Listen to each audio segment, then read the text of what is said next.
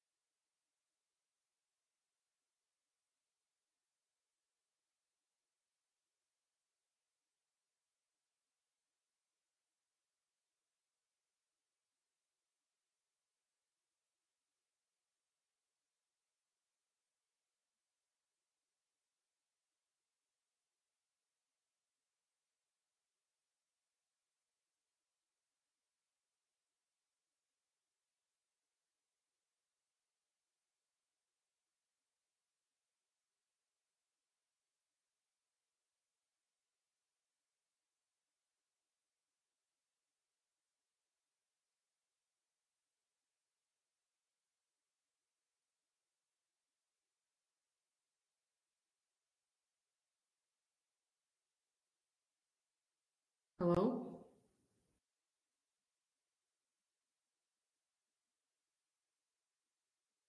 Christina?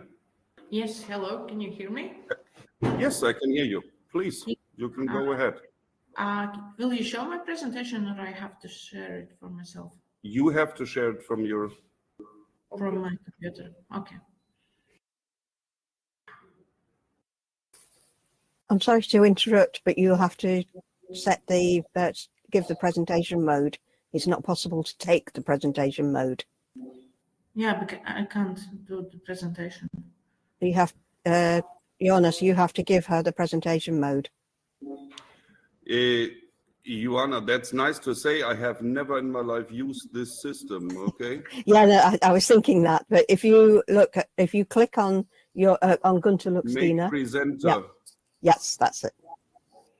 So, Christina, you should be able.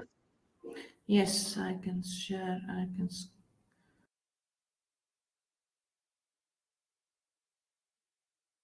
And thanks, Joanna, for coming in.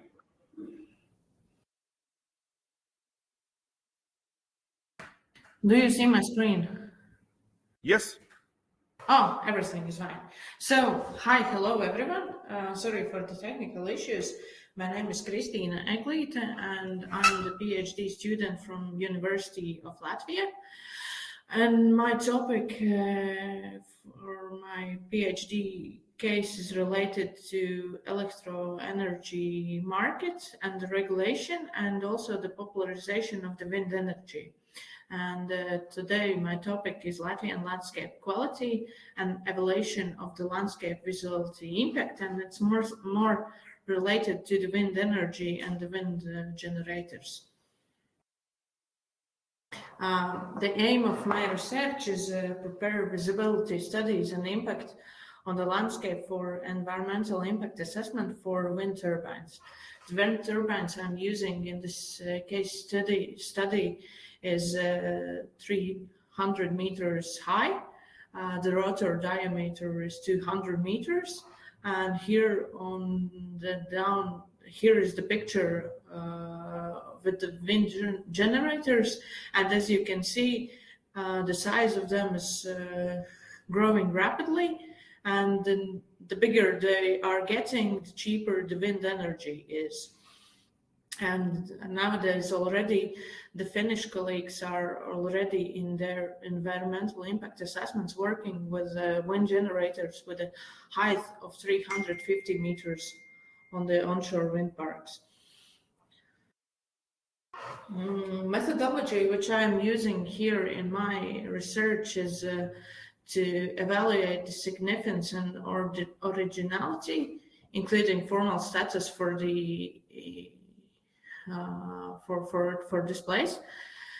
I'm also evaluating distance to wind turbines, number of visible turbines, ownership issues, landscape object view, and object view physical and legal availability. And also I'm evaluating the current and future tourism potential. And I'm evaluating these visibility study cases in 4 categories. There is non-impact, negligible impact, medium impact, and high impact.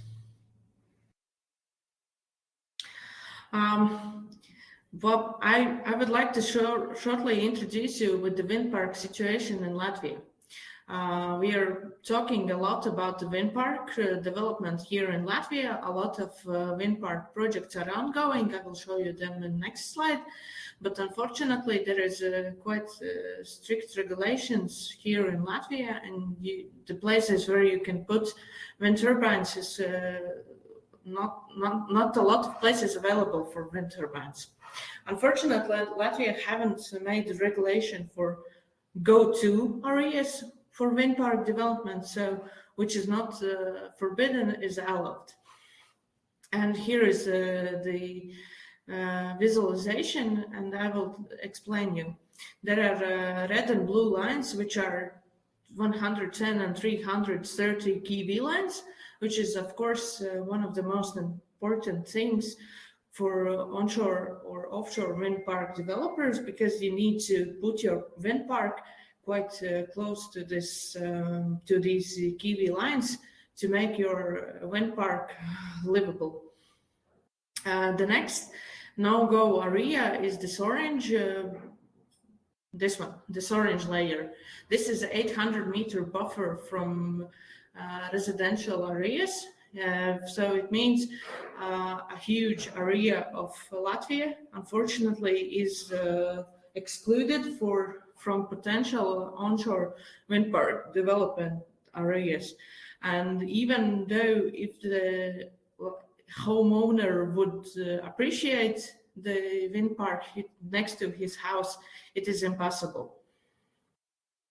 Other big issue, not the issue, but the other big thing which excludes territories from potential wind park development is these color lines with nature protection. We have Natura 2000 areas where the wind park development is impossible, and also areas for bird protection. And the most important one, I think, is the violet color. This is the protection zone around military objects. It is totally prohibited to put wind turbines anywhere near these military restrictions. What is the interest for the wind park developments here in Latvia? The potential is huge. The EU research says that we can put more than 15 gigawatts energy here in Latvia on onshore wind parks. As I went through the publicly available information about the projects which are in a different research study. The project I'm evaluating here is number 30, here next to Estonian border, Valka. And here is more than 45 projects. There's more than 45 projects ongoing with researches, but the number is much higher because not all of them are available. Not the information about all of them is publicly available. And the research area where I am putting my wind turbines, it is the forest area next to Sada and Valka, next to Estonian Latvian border. It is placed on forest areas. I'm regarding to environmental impact assessment program. It is possible to put approximately 60 large-scale wind turbines with the connection to 330 kV line, which is placed here. Unfortunately, I didn't show it here in map. And the thing which is also important from my perspective for evaluation for the landscape is the population density. The answer why here in the forest, why here in Sada or in Valka, because as you can see, the population density here is very low. In these squares, the population density is less than approximately 10 people per square kilometer is living here in this territory.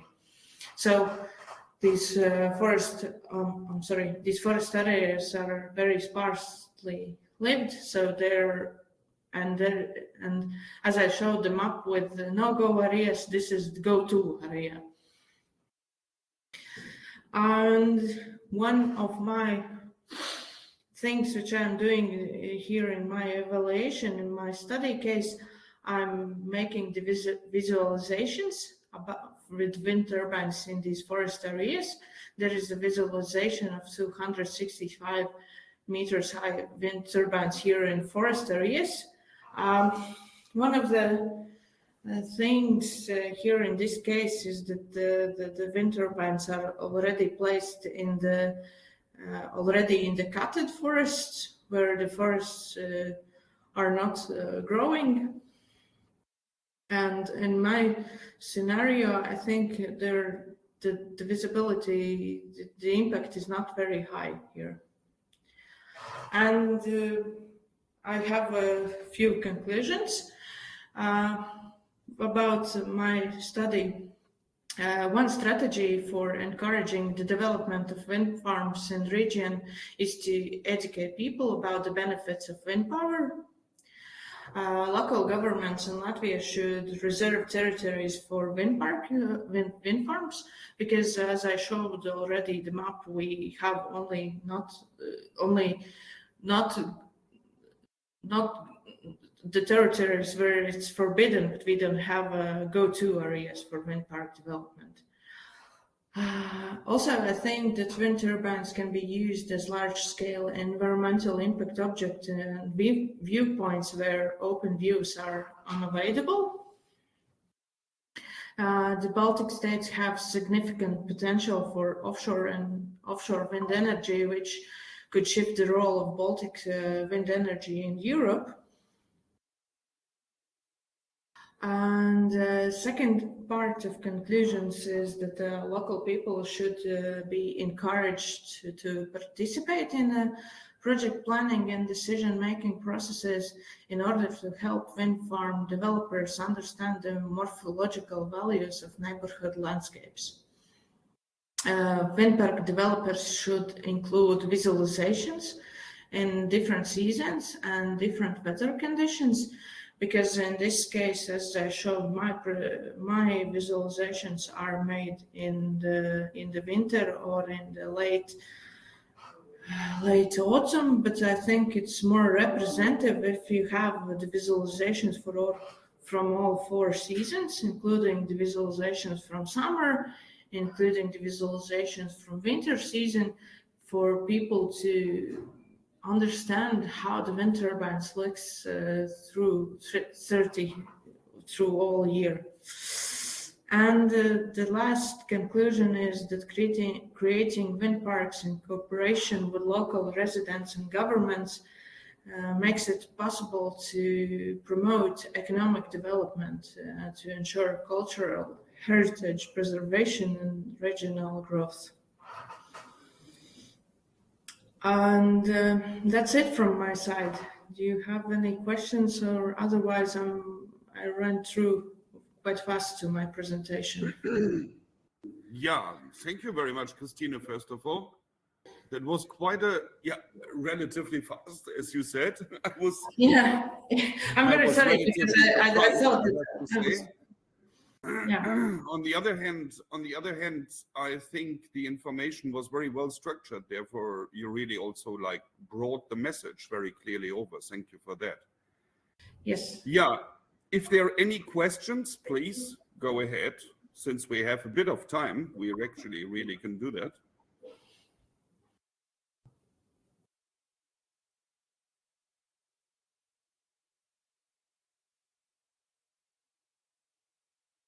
So far, I understand there are no further questions. Maybe later on in the discussion, hopefully you will have the chance, Christina, to be still around then in the afternoon. Yes, yes. Super. Then thank you very much, first of all. I believe that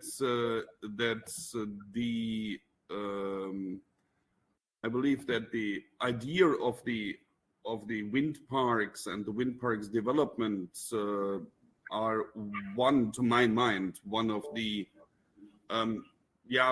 biggest question marks for me so far in Latvia, definitely, earlier also in the Baltic states, since I've been, as a German as I am, I mean, more or less growing up with ideas of wind parks. While here in areas which are actually very well, how to say it clear, inviting for wind parks. I mean, we have definitely not a lack of wind, that's for sure. So we have quite some options and opportunities. On the other hand, for sure, there are also valuable discussions and reasonable discussions. I mean, and questions and critics. But that's very interesting because on the one side, people are very welcome to the wind parks if you do the questionings to them, because more than 77%, we have this one offshore project Tailwind, and they did the questionnaires to people. More than 77% of people were, we like wind parks. But on the other side, when you're going through environmental impact assessments or speaking with the people, then there is a huge NIMBY impact, not in my backyard, because of course, but I think that all countries, especially Germany, which is very, very experienced in wind energy, also is going through these problems, still going through these. Absolutely. Absolutely. But we do have actually some questions here in the chat room. So Andres is asking, do you really think that visualizations are a solution to talk with people? I think it's not the only thing, but that it's very important, because the impact of the landscape is one of the most popular questions during environmental impact assessments, because people, of course, are very interested about the physical effect from wind turbines, such as noise, such as low frequency noises, but visibility and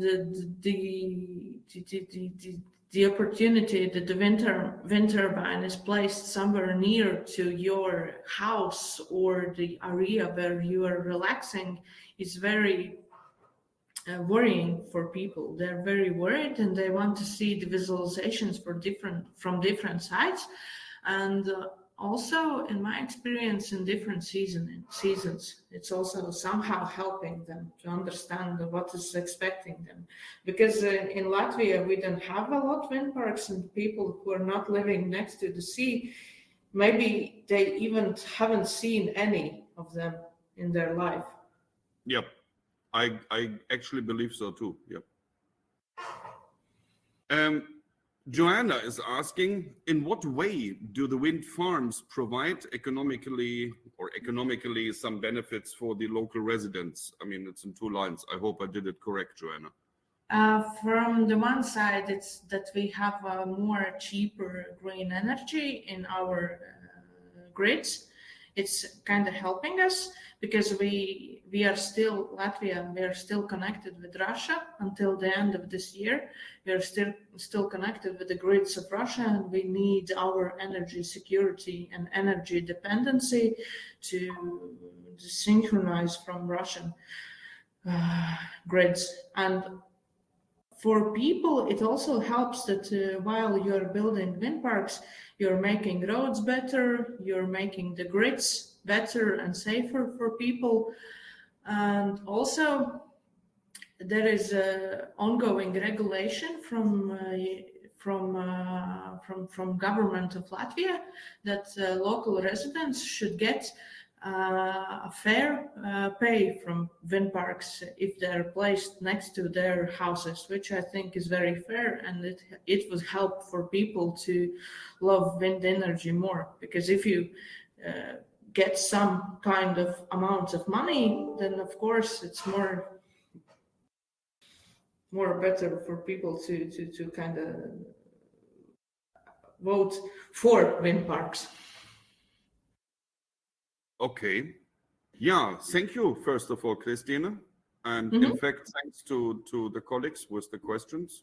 Very interesting. Now it would be actually Joanna to follow up with her presentation. So, as I have just learned from Joanna, Yep. presenter. So here you are, Joanna. Okay. I hope everything works for you. Yeah, I'm just finding out which one. I think that's the one. Yep. So, but first of all, then a very nice welcome to Joanna, because for sure now we are touching a typical effect of our annual conference, that we are in fact it's very interesting. Very often this is also a meeting of colleagues, at least annually, a meeting of colleagues and even friends, and to see at least once a year or hear from each other.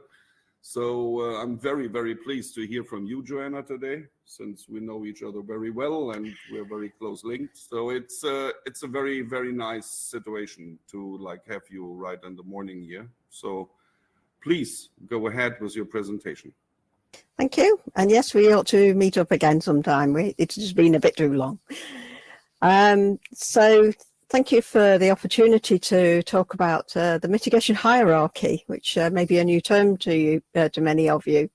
But this is something part of a project that I've been working on, or worked on, over the last couple of years with a group of experts from conservation and ecology and some spatial planners as well. So it's about addressing biodiversity loss, and how do we actually do that through spatial planning. So first of all, what is the mitigation hierarchy? I just want to check, has my screen changing? Yeah. Okay. Yes, it's changing. That's fine. Yes. I'm on presenter mode and I can't see the main slide, so that's all right. So the mitigation hierarchy has 4 stages, and it's basically how we avoid biodiversity loss in the first place, and that should be our priority, or how we minimize in developments that biodiversity loss. Is it possible to do something that will reduce the actual impact on biodiversity? Once the development is complete, how do we restore the biodiversity? Is this even possible? And the last is compensate. And this is, or offsets. Now, this is where a developer or will either buy or provide for biodiversity in another place from the place where they have effectively destroyed the biodiversity. And this is quite often used, and sometimes the compensation is justified because we are compensating by protecting, say, maybe twice as much land, etc. But the idea is that still the biodiversity in the actual development place is severely impacted. So those are the 4 levels. I'd say the aim is that we first look at how we avoid, then how we minimize, how we restore, how we compensate. So the report was written, like I said, over 2 years. We used a a systematic review process and an applied Delphi process. So we're basically taking the information from academic literature, but also from practitioners. And we brought these two things together to understand the situation as it is now and how practitioners actually interact and how they, what challenges they faced, and whether the literature could actually address some of these, and whether some of the practitioners could actually come up with some innovative answers and solutions. So this is the result of this investigation over that time. So our first recommendation was to create overarching minimum legal requirements, so such as the biodiversity law. I mean, since this was produced in, I think it was July or something of last year, the nature restoration law has been signed into effect, which does at least provide some background and some strengthening of these legal requirements.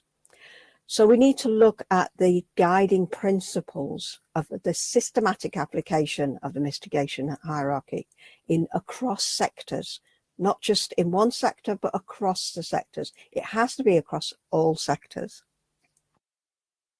So it's really important that we strengthen what we already have. So Christina mentioned Natura 2000. So it's interesting that in some ways Christina is doing some of the work that we are advocating in this report, which is to ensure that we do not impact on those places which are already designated as protected areas. So we should strengthen these at all levels, so from the EU level downwards, and just ensuring that policymakers should improve existing guidelines to strengthen the application of that mitigation hierarchy process. So in those protected areas, are there additional guidelines that are needed to help people understand how they can avoid or minimize particularly the loss of biodiversity? And because of the recent national, European level nature restoration law, it will mean that at national level, there is a need for national restoration plans. So these need to be very clearly set out so that people really understand what we are protecting, why are we protecting it, and how we are protecting it. And it should come within the scope of this mitigation hierarchy is a very useful guideline to help formulate the scope and the goal of these plans. Joanna? Have we stopped? Yes. Joanna, a short question. We don't see for quite a couple of minutes now your presentation anymore. I think I heard the click. I should have checked. So let me put it back on. I keep getting kicked off. Although we have a very good internet access, it seems to cut off every now and again. Right. Okay, is it back on? Yes, it's back on. Good. Good. Wonderful. Okay. Please continue. Right. So one of the very main, one of the key things we should remember is the precautionary principle that sometimes gets forgotten about, is if in doubt, don't do it. It's basically the precautionary principle. Where there is a threat to the biodiversity, and that's foreseeable, is not necessarily foreseeable in scientific information because it's just not available yet. Really, we should take time to understand what the impact is, rather than rushing ahead, destroying something, severe impact, and then working out how to restore. I often talk to my students and sort of say, well, I broke my wrist last year. I will be able to restore much of the function, but I will never completely restore the full functionality of my wrist. That's the way that you quite often happens. So if we think of that in terms of the biodiversity loss, if we ensure that we minimize to as much as we can the loss in the first place, it will be far simpler than trying to rehabilitate afterwards, which it can be very costly. And it is, again, something to remember. So some of the recommendations were mandatory registers for monitoring and disclosure of the wider mitigation hierarchy processes. So understanding those places, like Christina showed, of where you can and you cannot put something, develop an area. So in the case of wind farms, we have clear areas where we cannot, but we also have some areas where it is possible.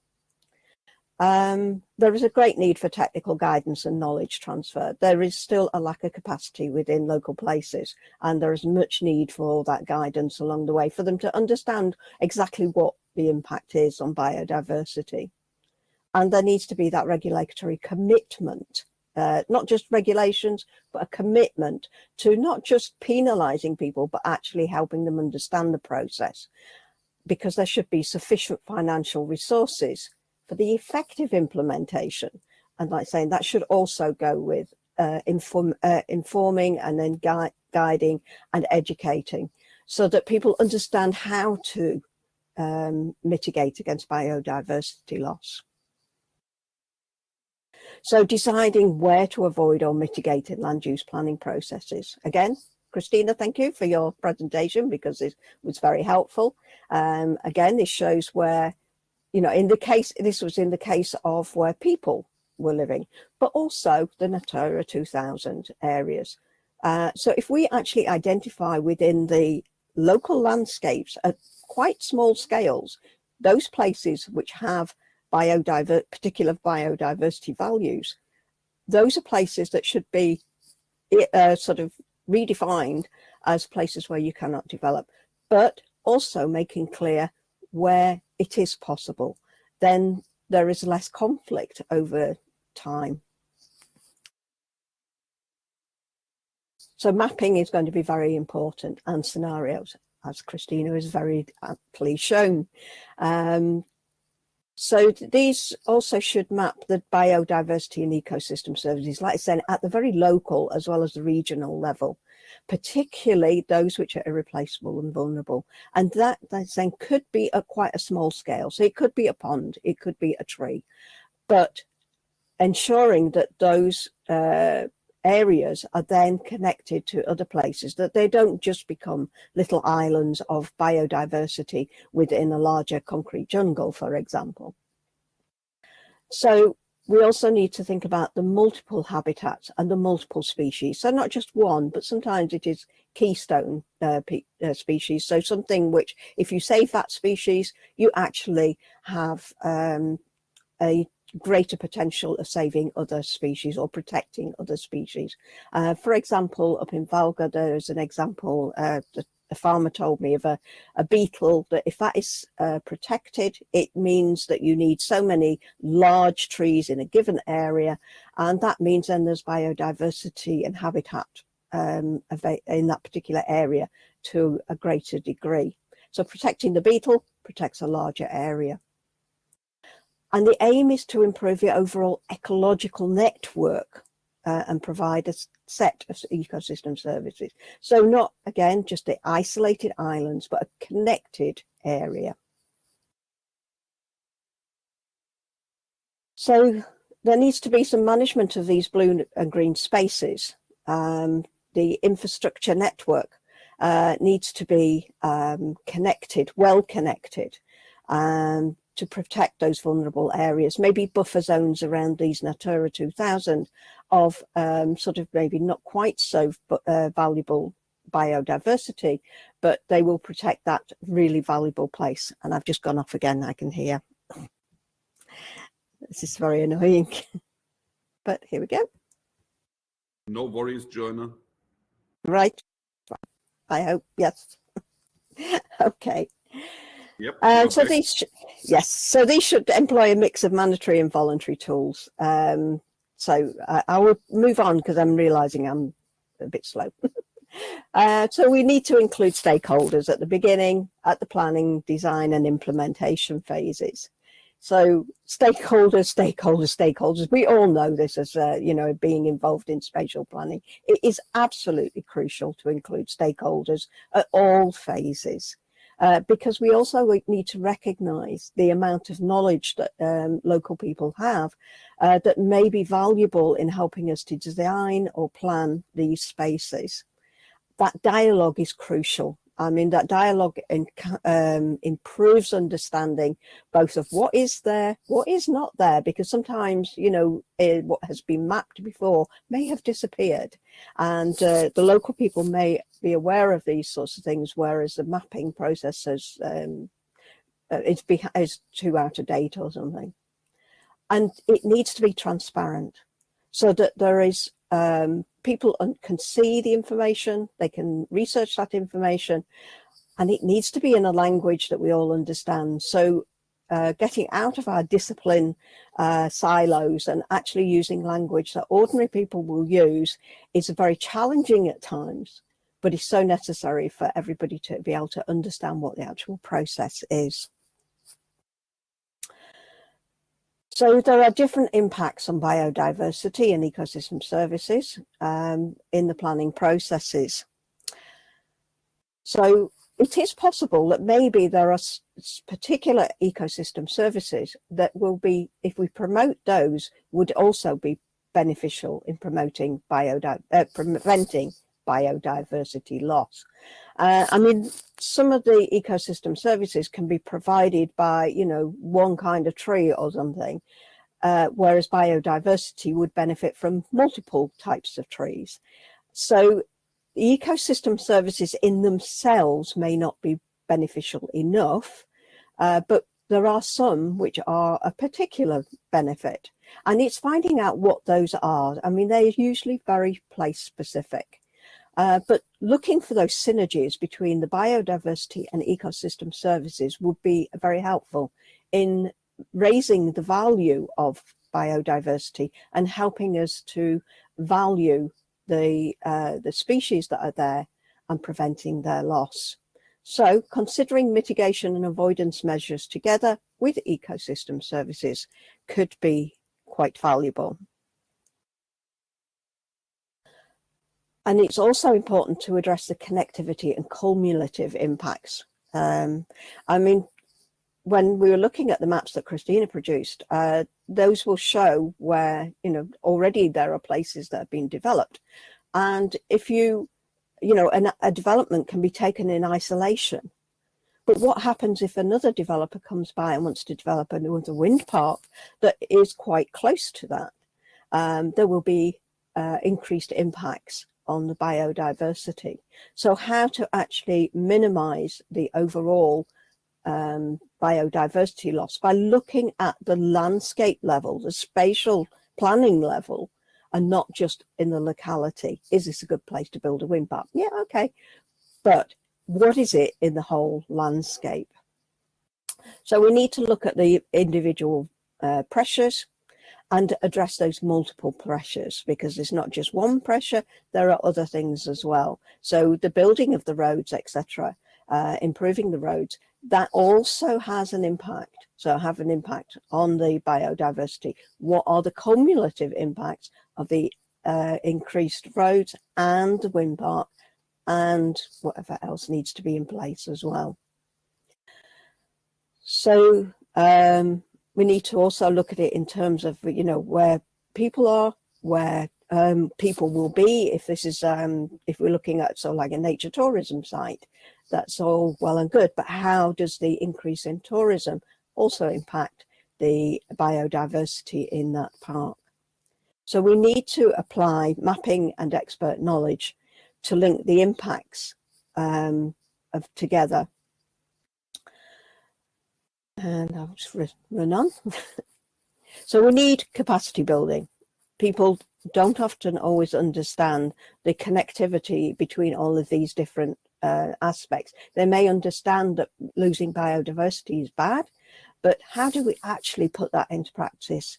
How do we ensure that planners and those in the authorities also have the capacity to manage the quite complex interaction of habitats, ecosystem services, etc., in a landscape, because we have multiple claims on that landscape. So there is a great deal of need for improved capacity building in institutional and operational structures.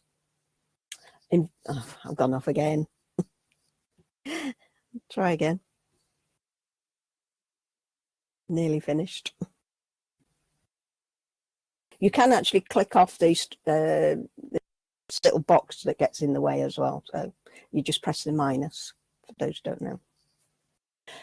So there is not just a need for improving the knowledge and capacity, in biodiversity, knowledge of biodiversity in the authorities, but there's also a need to improve the capacity to engage citizens.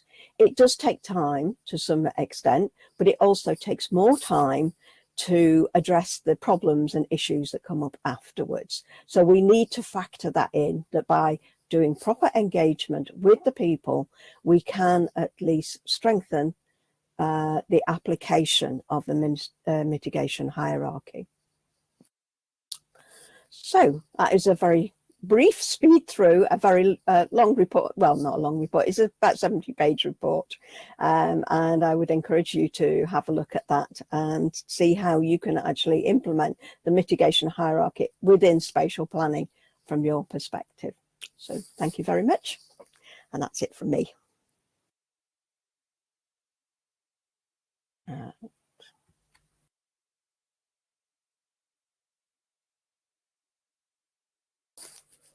Any questions?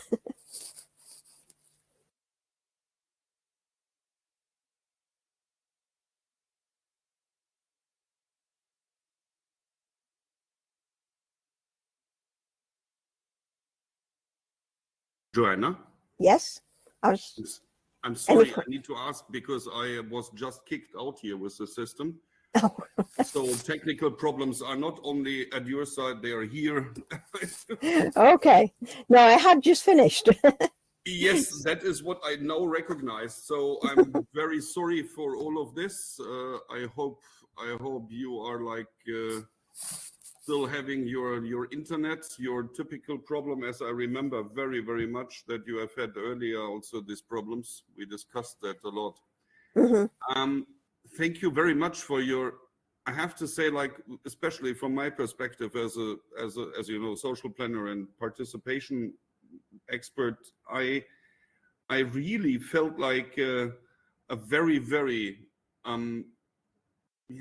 important presentation that I haven't expected at all in this way, where we really can feel and could have seen these impacts of the information connection and information exchange, which I think and I believe, when I summarize a little bit everything in a very brutal manner, that I think that this is something that, as crazy as it is, we need to remind ourselves again and again and again that this is actually essential. I mean, we talked about things like this already 20 or 30 years ago. And, oh, yes. And still they are really on the platform, and still they are mega actual. Mm-hmm. Good. So now, thank you very much, Joanna. Are there any questions? I have seen that what is very nice, there was still like a very interesting conversation going on between Andres and Christina. But now regarding Joanna, any questions to Joanna?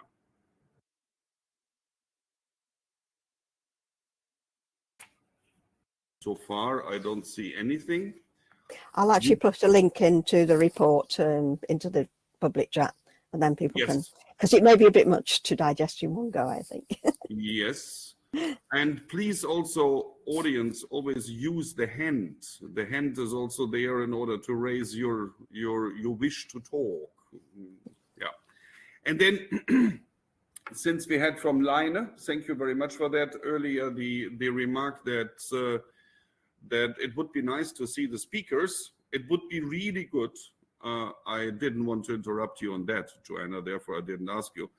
It would be really good if you could, speakers, please, if you could, like, switch on your webcam. And exactly that is what our next speaker is right now doing.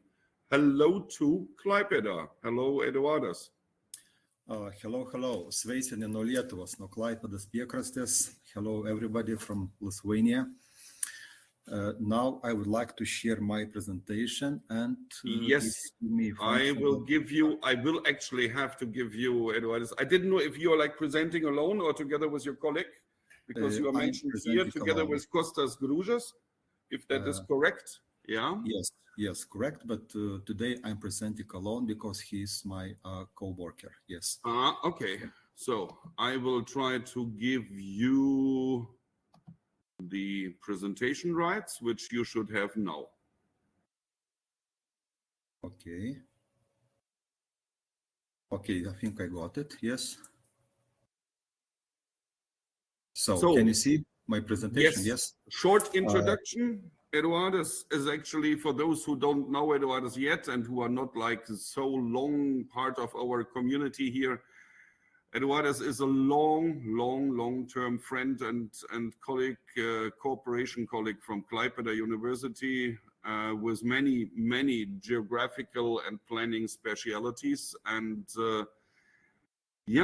we have been doing a lot of things together between the university here in Latvia and the geographical faculty and in Klaipėda with your university. And in fact, you have been staying quite a while also here as a guest professor. So, I mean, as you just heard, he also learned Latvian. And so it's a fantastic thing. And Eduardo, please, you have the floor. Jonas, thank you very much for introduction. Dear colleagues, I'm a geographer, human geographer, representing Klaipėda University in Lithuania, and also head of the Center for Social Geography and Regional Studies. And today, in this conference, my purpose is to present you some topic and also some particular issues about spatial delineation of suburban areas, and to accentuate the case of Lithuania. What was the beginning? Last year, me and my colleague from State Data Agency of Republic of Lithuania, statistician and also specialist of geoinformation, we just thought about the idea that we should generate a research application and applied for Lithuania Science Council in order to get a small grant and to make some tentative works working with statistical data and on crime geography, and also in particular to examine the crime geography in the bigger cities of Lithuania. And in the very beginning of our task, we just got kind of challenge that we understood that, first of all, we have to think about some methodological issues, and also we have to form a geographical, methodological, statistical approach, how we should delineate the suburban areas of our capital Vilnius, of second large city Kaunas, and also of Klaipėda. And also we did also some other experiments for other cities and towns in Lithuania. Basically, we try to examine a lot of sources. We just browsed on different researchers in order trying to find some issues, some findings, outputs about delineation of suburban areas. And basically we came to the outcome that there is nothing so much done in this particular field, and that's why we decided to make our work out and to execute some kind of experiments. So basically, me as a human geographer and also statistician, and combination of geography and geoinformation, we just got kind of findings and outcomes which I'm going to present you. So in the very beginning, of course, when we tried to take a look at some spatial planning processes and issues and things related to economic geography, regional geography, social geography, urban geography, and so on, we have to mind the process of regionalization. And as the experience and also different sources indicate that regionalization can be very differently understood and also can be very differently estimated. And this is also difficult, and also this is very much inspiring to go through this pathway and try to find the proper solution for the case of the biggest cities of Lithuania in delineation of suburban areas. And also important issue that, for example, in Lithuania, according to our national legislation, we just don't have any definition or description what is called as a big city in Lithuania. But in particular, we have a lot of laws and also documents, and which are provided by state and also by different agencies, and also confirmed by different researchers, the concepts on cities, towns, villages and settlements, but we don't have any definition on what can be called as a big city in Lithuania. I think that you know that Lithuania is a small country as Latvia. We just have one very much important difference, that we have just about 1 million more population in comparison to Latvia. Our biggest city, Vilnius, capital, population is more than 600,000. The second large city is Kaunas, population is about nearly 300,000.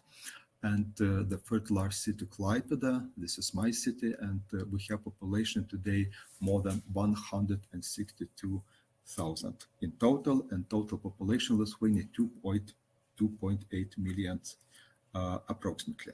So, and processes of suburbanization. Nevertheless, the country is small and also economy is small in comparison to any big countries, but we still have ongoing very intensive processes of suburbanization, and these processes are located mainly around the biggest cities of Lithuania, around Vilnius, Kaunas, Klaipėda, and around smaller cities and towns as like Šiauliai, Marijampolė, Panevėžys, Alytus, and so on. But when we try to take a look at the administrative boundaries, basically we see that administrative boundaries, they just were confirmed many years ago, but due to processes of urbanization, intensive construction works, and also developments and real estate developments, basically we see that the boundaries also should be reconsidered, and also should be formed a different approach and different cognition of geographical space, of urban areas, of core city area, including with adjoining territories of suburban places. But in particular, there is the next one issue that the term of suburb also is not officially defined in Lithuania. So there are often different interpretations of what can be named as a suburb or like a suburban area. And for example, just very simple information just extracted from University of Lithuania Encyclopedia define the suburb is the outskirts of the city, settlement near the city. So it's very basic and very simple explanation. But the situation and reality of today starts to indicate for us quite interesting topicality, that geographers, human geographers, planners, statisticians, and also specialists of strategical development, they should reconsider, and also they should elaborate the concept of suburban areas and think about methods, about criteria, about the parameters, how, in what extents, using geoinformation and also technologies of geographical information systems, indicators, data, how we should define and to delineate the new developing areas which are adjoined to the main cities of Lithuania and also with other cities as well. And as I've mentioned before, exact criteria basically are not distinguished on scientific level, on practical level, as in the case of cities or towns, how to determine suburban territories for the case of Lithuania. So further, also it's important issue that we just found also some outputs and also some findings and some comments from different sources of literature. And basically, according to the authors of Duke, Ramos, and Surinia, they were identifying 5 essential features of all regionalization methods. And basically, we just started to applicate these 5 the most important features related to geographic areas into a center number of regions by optimizing specific aggregation criterion. Areas of the region must be geographically linked, spatial contiguity. The number of regions must be less than or equal to the numbers of areas. Each area can be assigned to only one region, and each region must have at least one area. So this is a combination of knowledge between geography, geoinformation, and in particular in relation with spatial statistics.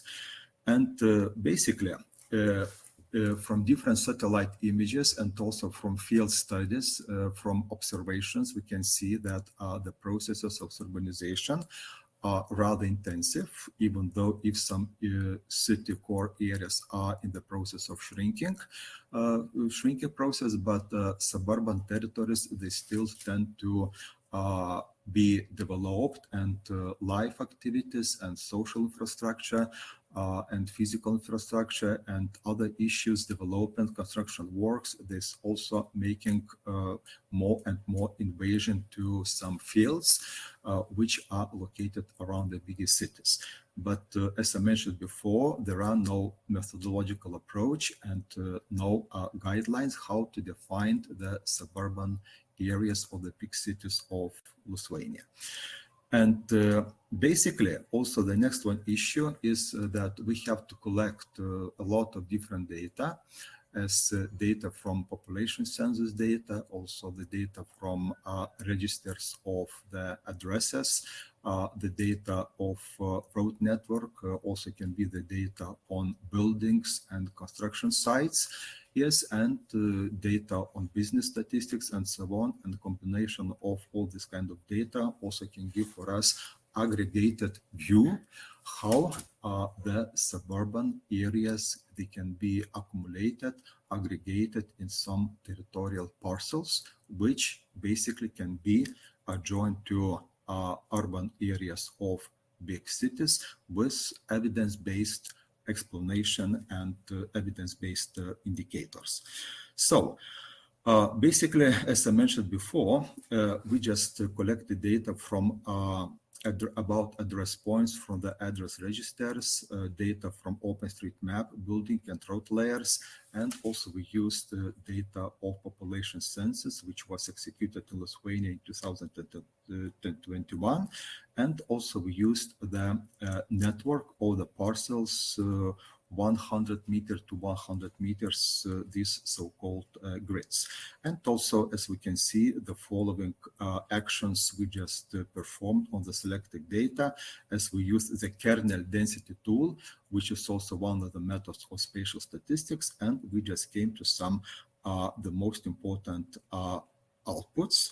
But before the outputs, we just also executed suitability modeler, which was also carried out with RGS Pro system program, and which allows the analysis results to be combined into one raster map as a map data image.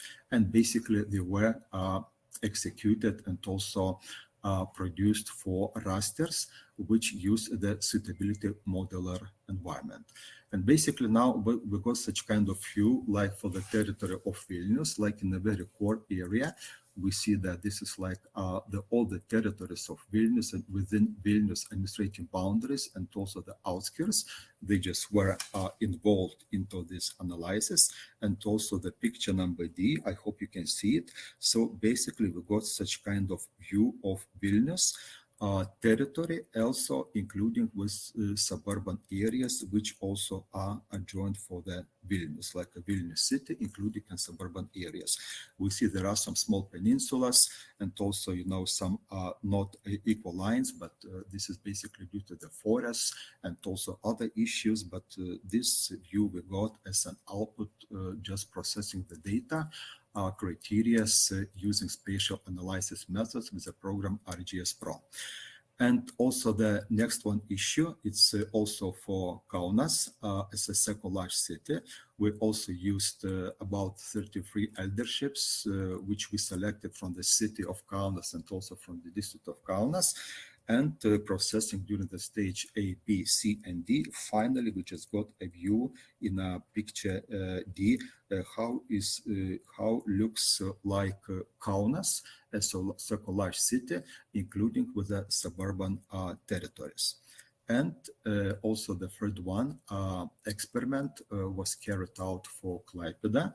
For my place, we see that in the picture A, it's like a central part of Klaipėda, and also these backgrounds highlighted in red color. These also are territories which were involved in this geoprocessing analysis. 5 elderships we selected from elderships of Klaipėda district, and also some additional territories along the Palanga highway, which also have been assigned to this experiment. And then basically we see like an image D. So this is a territory of Klaipėda, including also these territories or parcels which we just assigned for Klaipėda suburban areas. And basically we used these very much important methods as a scatter method. Maybe it's a little bit difficult, but just scatter method. And also the second one method was red cap method, yes, from geostatistics, and also the method of AZP as an automatic zoning procedure, like a combination of all these 3 methods. We just got the output for each city in particular. Also the data as output for Vilnius, Kaunas, Klaipėda applicated red cap method. Also for Vilnius, Kaunas, Klaipėda when we applicated scatter method, and also for Vilnius, Kaunas, Klaipėda when we applicated AZP method. So these methodological approaches and also these actions with application of geoformation and using geoprocessing, dealing with spatial statistics. And finally, we got such geographical views. And like on the first map, we see like a territory of Vilnius, and also this smooth line or like a boundary. This boundary just represents like an administrative boundary of Vilnius as a capital city of Lithuania. And in particular, also we can see these areas. These are adjoint areas which we just assigned as the areas of suburban places for Vilnius. There are also islands. There are also some peninsular also shapes, and also there are some white stains which are more inland, but these are the forest massifs. There is no urbanization, no roads, and regional parks and so on. But so we got such view for Vilnius. And second picture presents for us that we got such view for Kaunas, like this smooth black line represents the shape of the territory of Kaunas administrative boundary, and also all these so-called additional territories which we assigned as the suburban places. And also the third case represents for us the case of Klaipėda as well.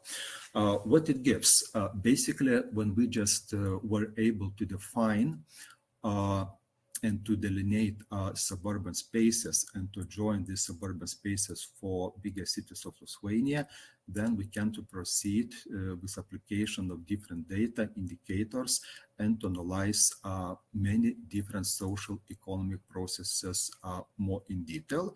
And in this case, we just analyzed the crime geography and determined many different interesting issues related to crime occurrences, to thefts in the bigger cities, and also to public order and different accidents, car accidents in relation with core areas and also in relation with suburban areas. And this created shape files, data, and these images also we're proceeding to use and for other types of analysis. And I think that basically can be this approach can be also implemented for spatial planning issues for the biggest cities of Lithuania. So that's all from my part, and thank you for your attention. it could be lovely to hear your any comments or questions. So thank you so much.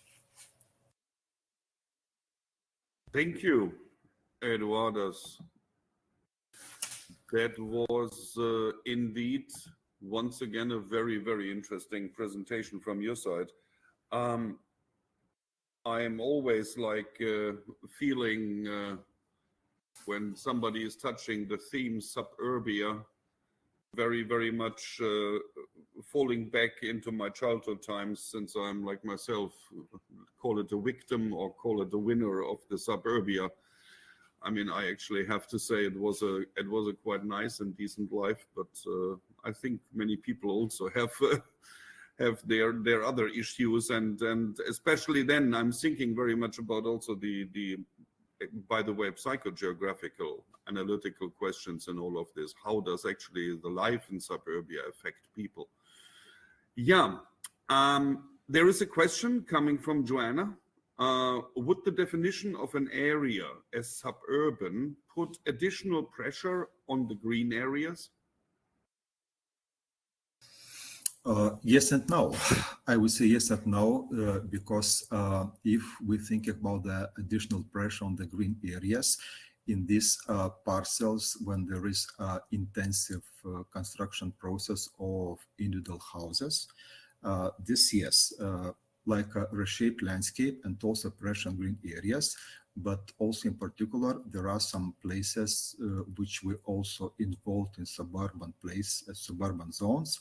They are rather green areas. There are some scattered distribution of some homesteads.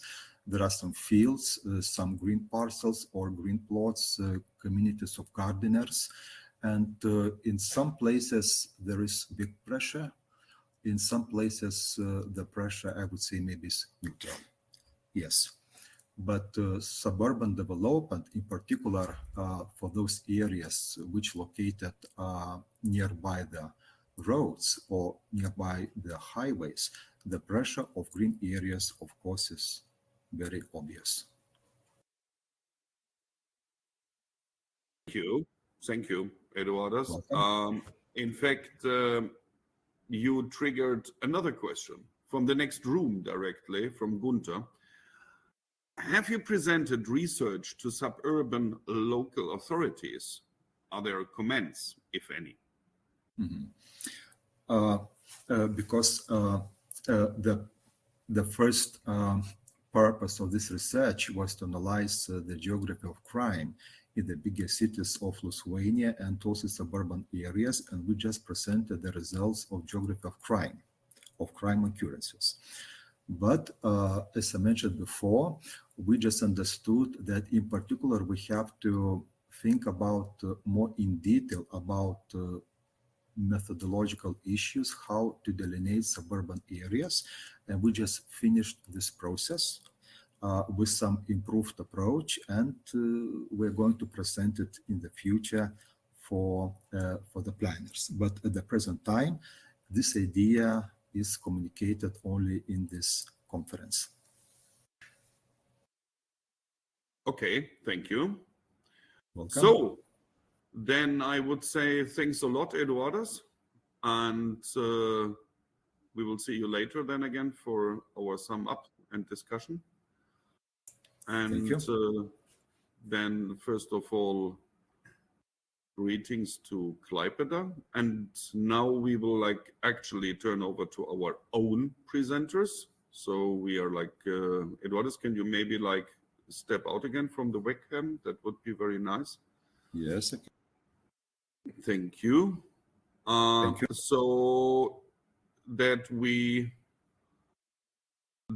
are like having the chance here to like do our own presentation by Armans and Peteris, as they were like having a presentation that very much invites us to the idea of Doc Brown and Marty McFly. So we are going back to the future. Whoever is like interested in Back to the Future. Challenges of long-term spatial planning. And I will actually hand over here at this point. We will in fact have it directly here at place. So then the question is, how do we do that?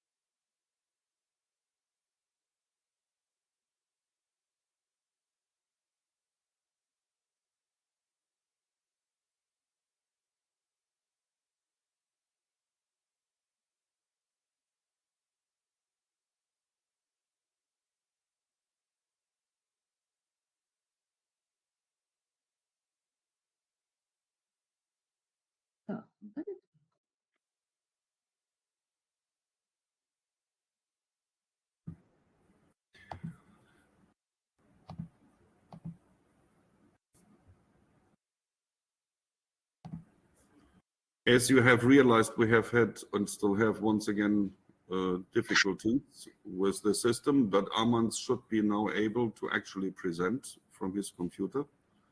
I hope so. And I will actually give the words to Armand. And sorry once again for these technical issues.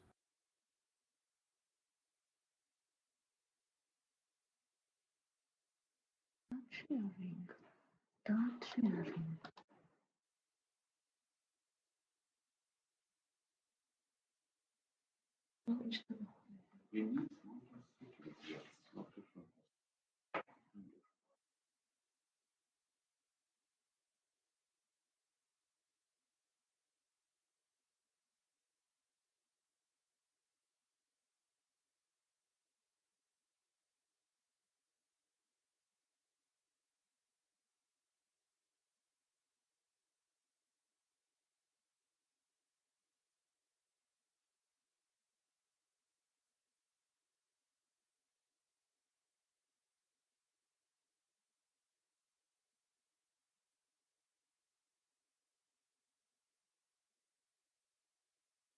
Mute and also your. So. Yeah.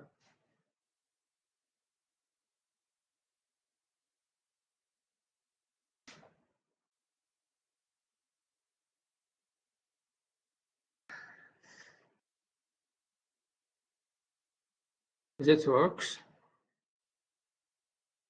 Yeah. Okay. Um.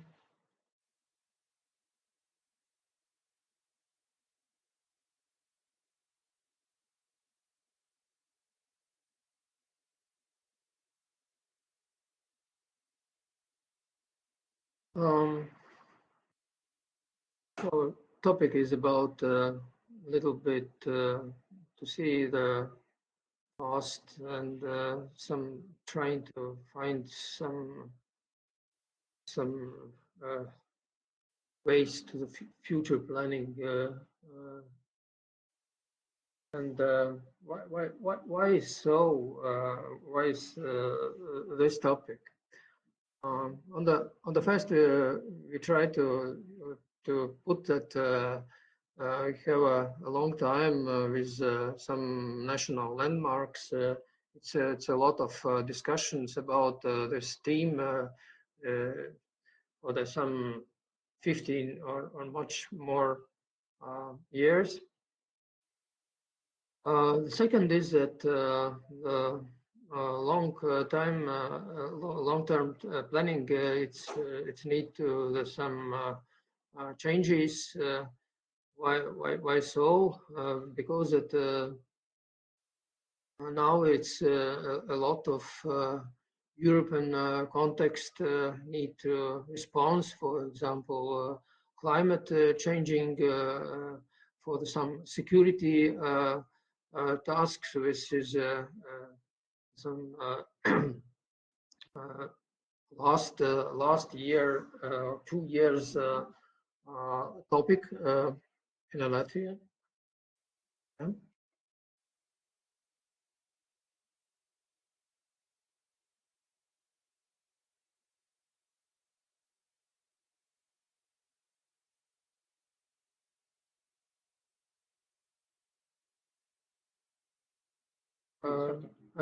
I can proceed. Yeah. Okay.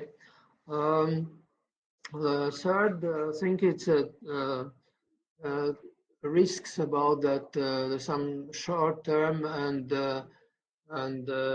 some sectoral approaches to the planning can affect the future development.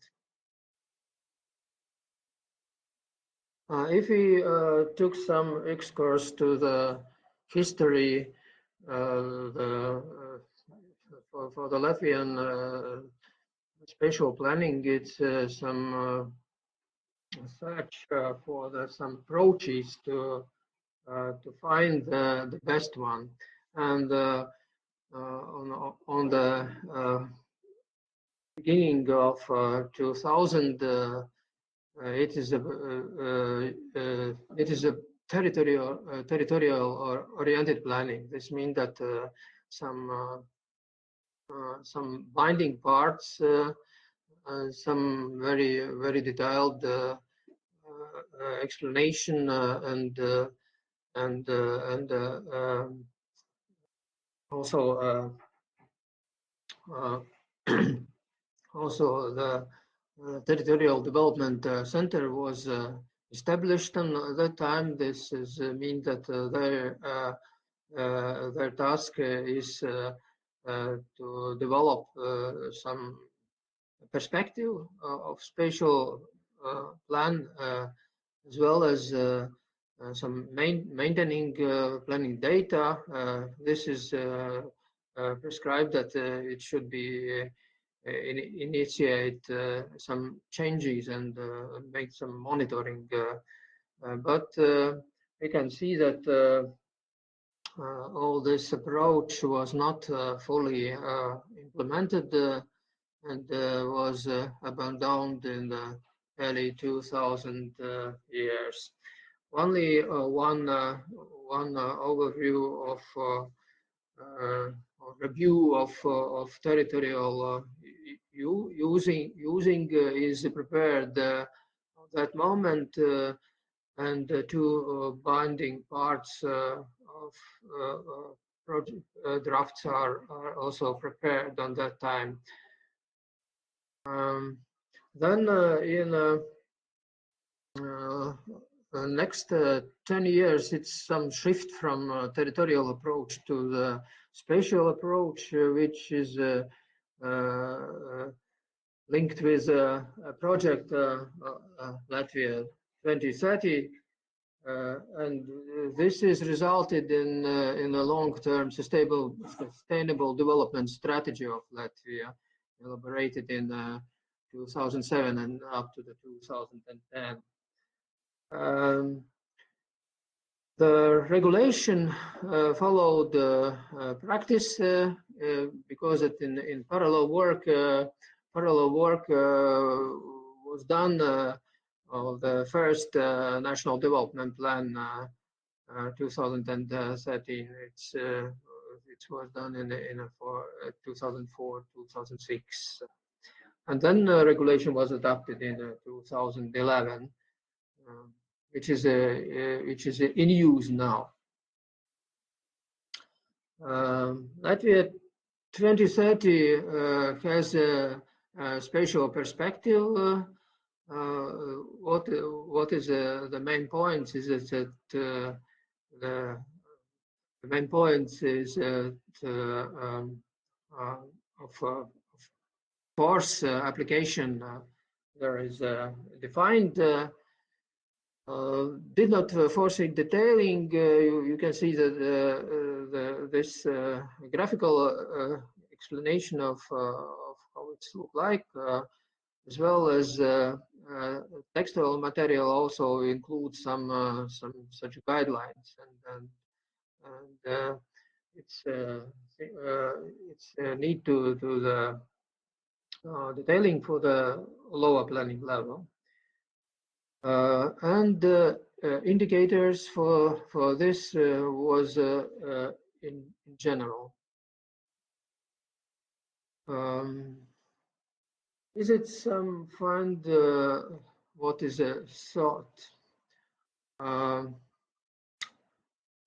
Latvia 2030 was developed initially forgetting about the space. You can see this chart here, and this is 7 capitals or seven main aims, which is built in this strategy. And space was seen as one of some objectives. It is not integrated in a strategy. What is good is that the process took place with a lot of public institutional involvement, and this is historically this is such a bigger example of such an involvement. What is anticipated in here, that is cross-sectoral goals. Then implementation tools, which is mainly it is a national development plan for the 7 years. It's also prescribed that need to the regular monitoring of implementation, public discussions on the change, and to establish the Institute Latvia 2030, which is not done.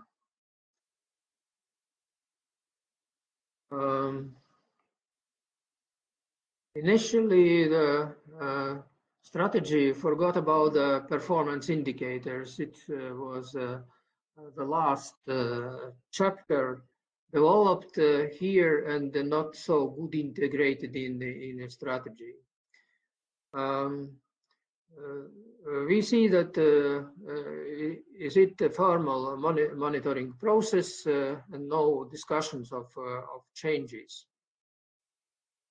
There's a lack of real connection with National Development Plan as an implementation tool. Then the main from this one, it is that Latvia 2030 has not become the main national guidelines, and its place has been taken by the midterm planning document. It's a national development plan. 3 of them are developed. And the conclusion of this one, that is that there has been shift from strategic long-term planning 15 years ago to the medium-term sectoral planning.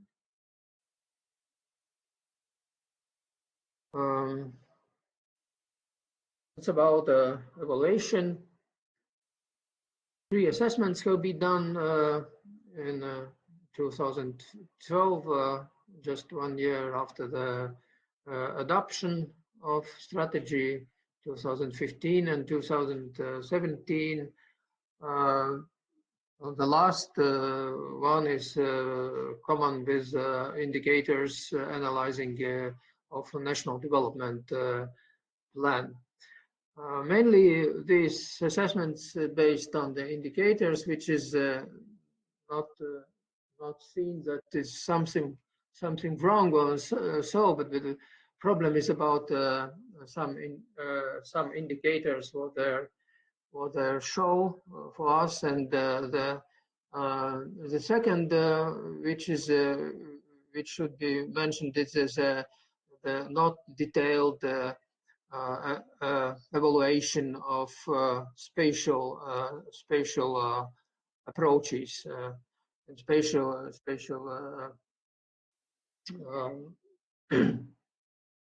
topics. The result is some dynamics of change, but further action, it's about the government action, is not directly related to strategy. What we try to put on the desk is that it's need to some strategic thinking. That means that some find innovation and imagine a new future, and then this should be placed on a strategic planning development process. At the end, of course, that the strategic action should be directed to the goals of the strategy. And if you see on the chart here from the Latvia 2030, you can see that it is linked together public participations and the main components or main stakeholders with some upper level documents.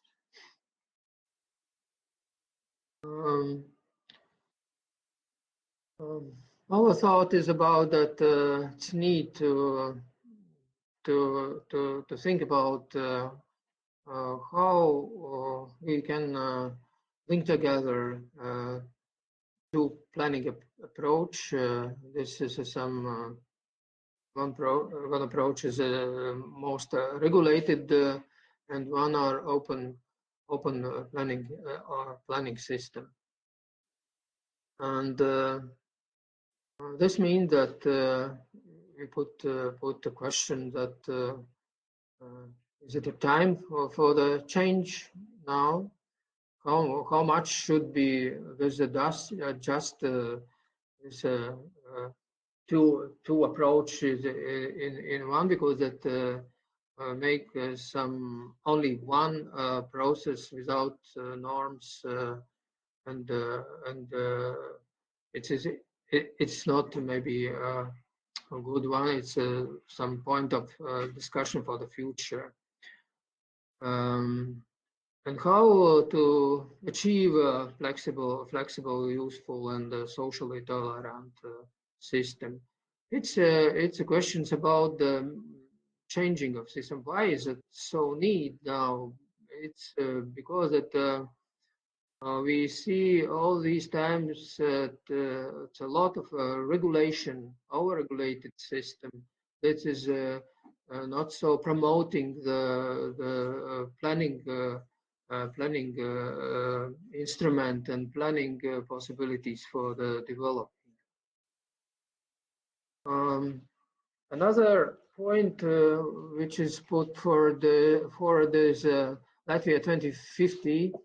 That means that some years ago top level experts with NGO start this process, and now it is going to the state chancellery, and think about that how Latvia should be seen in the future. And it's a lot of discussions, groups, and so organized on this moment. Not so clear about the process now, and so a lot of people not so much informed about that.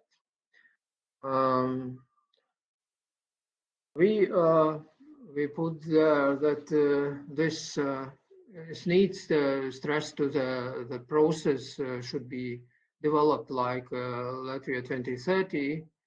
I saw this because it's a good example, taking account so all mistakes from that period. And additionally, it is needed some framework and organization should be created, which is after that works as a continuing planning process. And permanent process required socialization of the strategy, which we can't to see on this moment in 2050. This is need to much more discussed and participated by the widest public.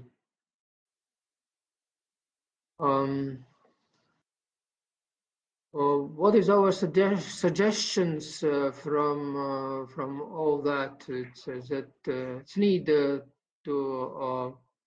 organize a small management unit. It should be office on the office of president, for example. It's need to elaborate public program.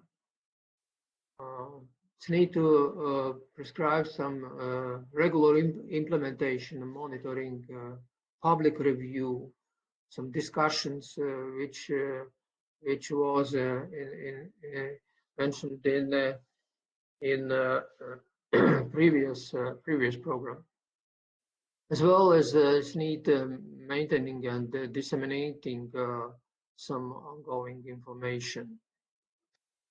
Flexibility, openness to adjust strategy, because that we count to see the some adjustment, some new needs, which is seen in the last 15 years. Then cross-sectoral approach, horizontal coordination of development process, which is very crucial that the sectors, municipalities, ministries are work together in that field as some equal partners.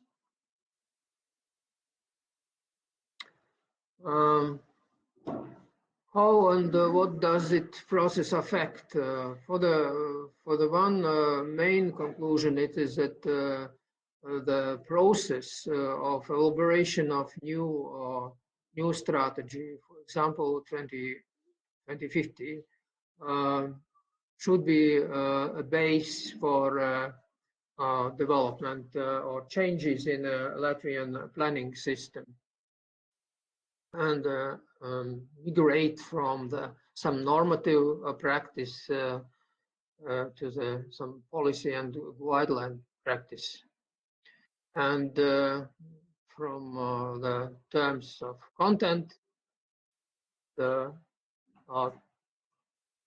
strategy should be interwoven in the spatial dimension. This Latvia 2030 is not so good example for that. Thank you.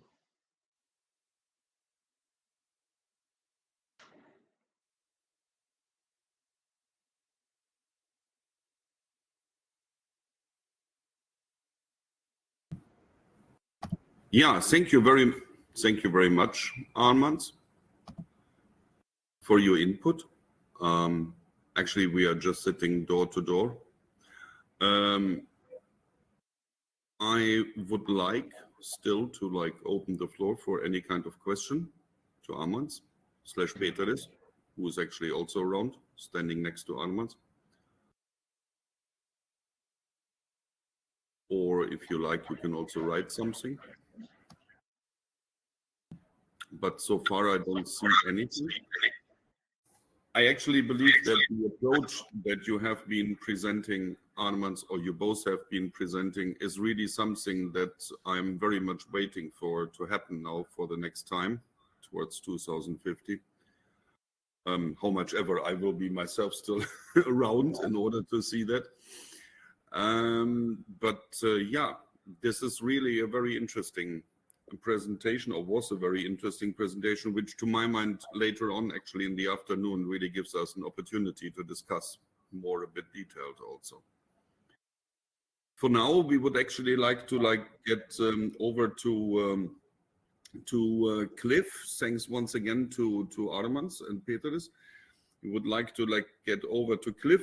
Cliff Haig is the professor of the Harriet Watt University in Edinburgh.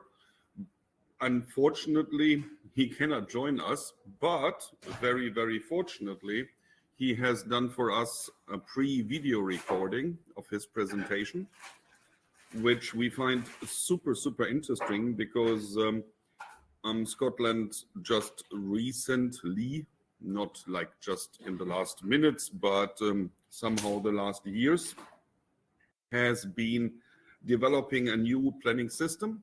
And with this planning system, he actually would like to, or he wants to introduce us to that.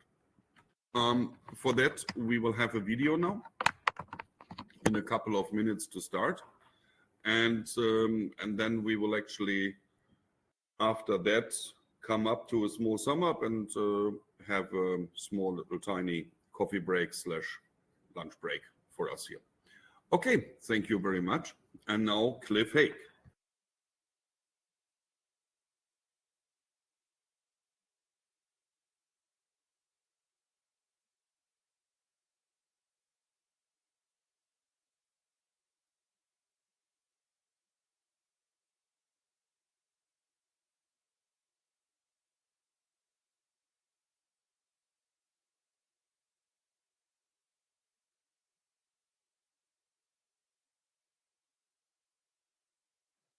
Hello everyone, thanks for inviting me to this event. Sorry I can't be with you in person, but it clashes with a long-standing family commitment. I've entitled the presentation An Ambition for Spatial Planning with a question mark. And what I want to argue is that spatial planning began with high ambitions, but they've probably not been realised. And then I want to finish in the second part of the talk to discuss Scotland's National Planning Framework 4, which also has high ambitions. So spatial planning came about as Europe began to think about the space of Europe during the 1990s, and that was reflective of a number of factors: the prospect of enlargement, concerns about territorial cohesion, particularly within the single market, where it would no longer be possible to use exchange rates as a means to compensate for weaker economies. There's also a time of opening up, with the trans-European networks beginning to connect different parts of Europe through high-speed linkages. There was also growing environmental concerns, which had been raised by the Brundtland Report in 1987. And many of these considerations came together in the European Spatial Development Perspective that was agreed by the spatial planning ministers in 1999. Now, the ESDP was not a master plan. It wasn't a precise document. It didn't have an overall map showing how development should go in Europe. Rather, it set out three broad policy guidelines. These were, as I've listed on the slide, a balanced and polycentric urban system with new urban-rural relations, parity of access to infrastructure and knowledge. It's always going to be difficult to think of how can you get parity of access to a railway station, for example, and sustainable development and protection of natural and cultural heritage. And these were seen as embodying the principles behind sustainable development that, as I say, had been articulated a decade or so earlier in the Brundtland Report. It was a time of optimism. The end of the USSR, the coming down of the Berlin Wall, although it was followed by some rocky times in the economies of the transition countries, they soon recovered and began to show high growth rates. There was the ambition of the European Union itself, which was expanding voluntarily rather than through an imperial conquest. And in all of this, spatial planning was seen as part of a backdrop of economic growth, but also of a way to increase competitiveness of Europe, particularly in relation to the growing challenges from China and the long-standing lag that Europe had in relation to the USA. It was also seen as an environmental progress. It would ensure that the growth that took place would be more efficient, but also more green, more environmentally friendly. And it would address the long-standing problems which were there even with EU 15 of severe regional differences. So the ESDP marked the start really of European spatial planning, I think. But many of those early ambitions have really not been realized. What we've seen is a imbalance still within countries as much as between countries, between urban and rural areas. And of course, we've had a much more difficult economic climate now. 1999 seems a long way away after the economic shocks of 2008, after the COVID pandemic, and after the Russian invasion of Ukraine. So spatial planning, I think, has drifted somewhat in the European agenda. But what I now want to do is turn to Scotland, where there seems to have been a new embrace of the principles of spatial planning, which I think tries to update it in relation to the challenges of the 2020s and 2030s. So Scotland is a country of 5.4 million people, 77,000 square kilometres. It's got large urban-rural differences. Much of the country is quite rural, but what's called the central belt, the area between Glasgow and Edinburgh, is highly urbanised. But to the north and to the south of that are rural areas with mainly small towns. And over Scotland, we only have 39 local authorities. So our authorities are much larger, our planning authorities are much larger than those found in many of the European countries. Planning is devolved from the Westminster government for the UK to the Scottish Parliament that was set up in 1999.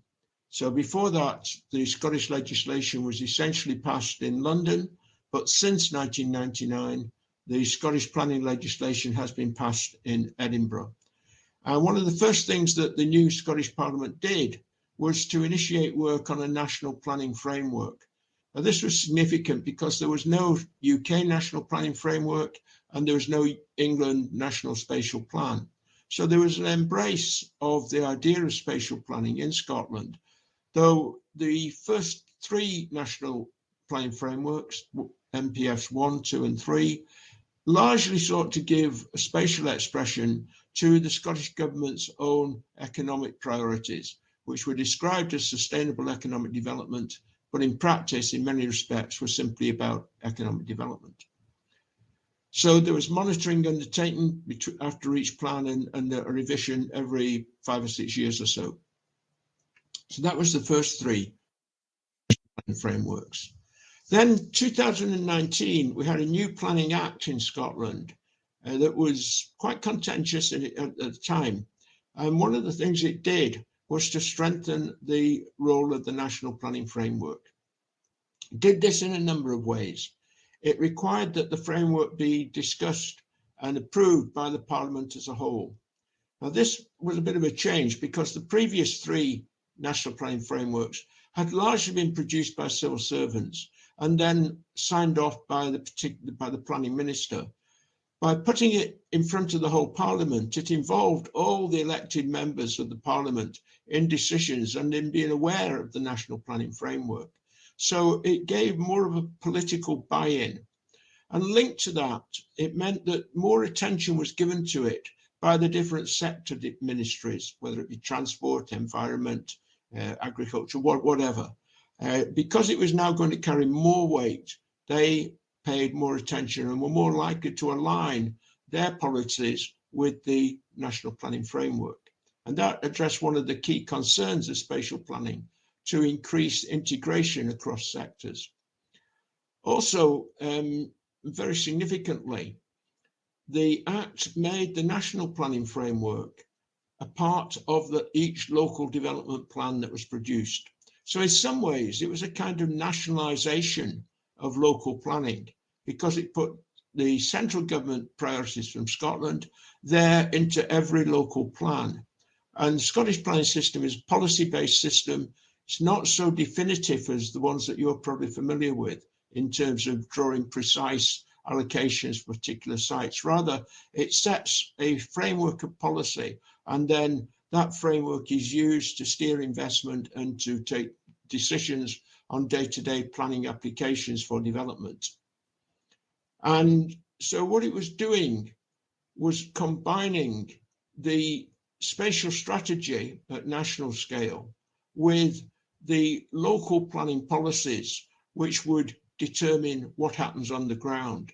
So it gave a connection from centre to local that very often spatial planning elsewhere has lacked. Now, this is somewhat controversial because it does mean a centralisation of power and authority, but on the other hand, it offers the prospect of clarity and consistency. And the image on the right of the slide is of the National Spatial Strategy, which is characteristically schematic, as is often the case with overall spatial plans. NPF4 also broke new ground in the issues that it embraced. For example, it aligned explicitly with the United Nations Sustainable Development Goals for 2016 to 2030. So the policies were kind of audited in relation to the SDGs. And this showed a connection between planning at the local level and planning at the global level. The horizon for NPF4 is 2045, and that is chosen because 2045 is the date when Scotland aims to be net zero. So again, this was tying the spatial planning policies into other overarching policies of the government. It also sought to explicitly to tackle and to adapt to climate change and to restore biodiversity loss. So these were written in as high priorities in the new plan.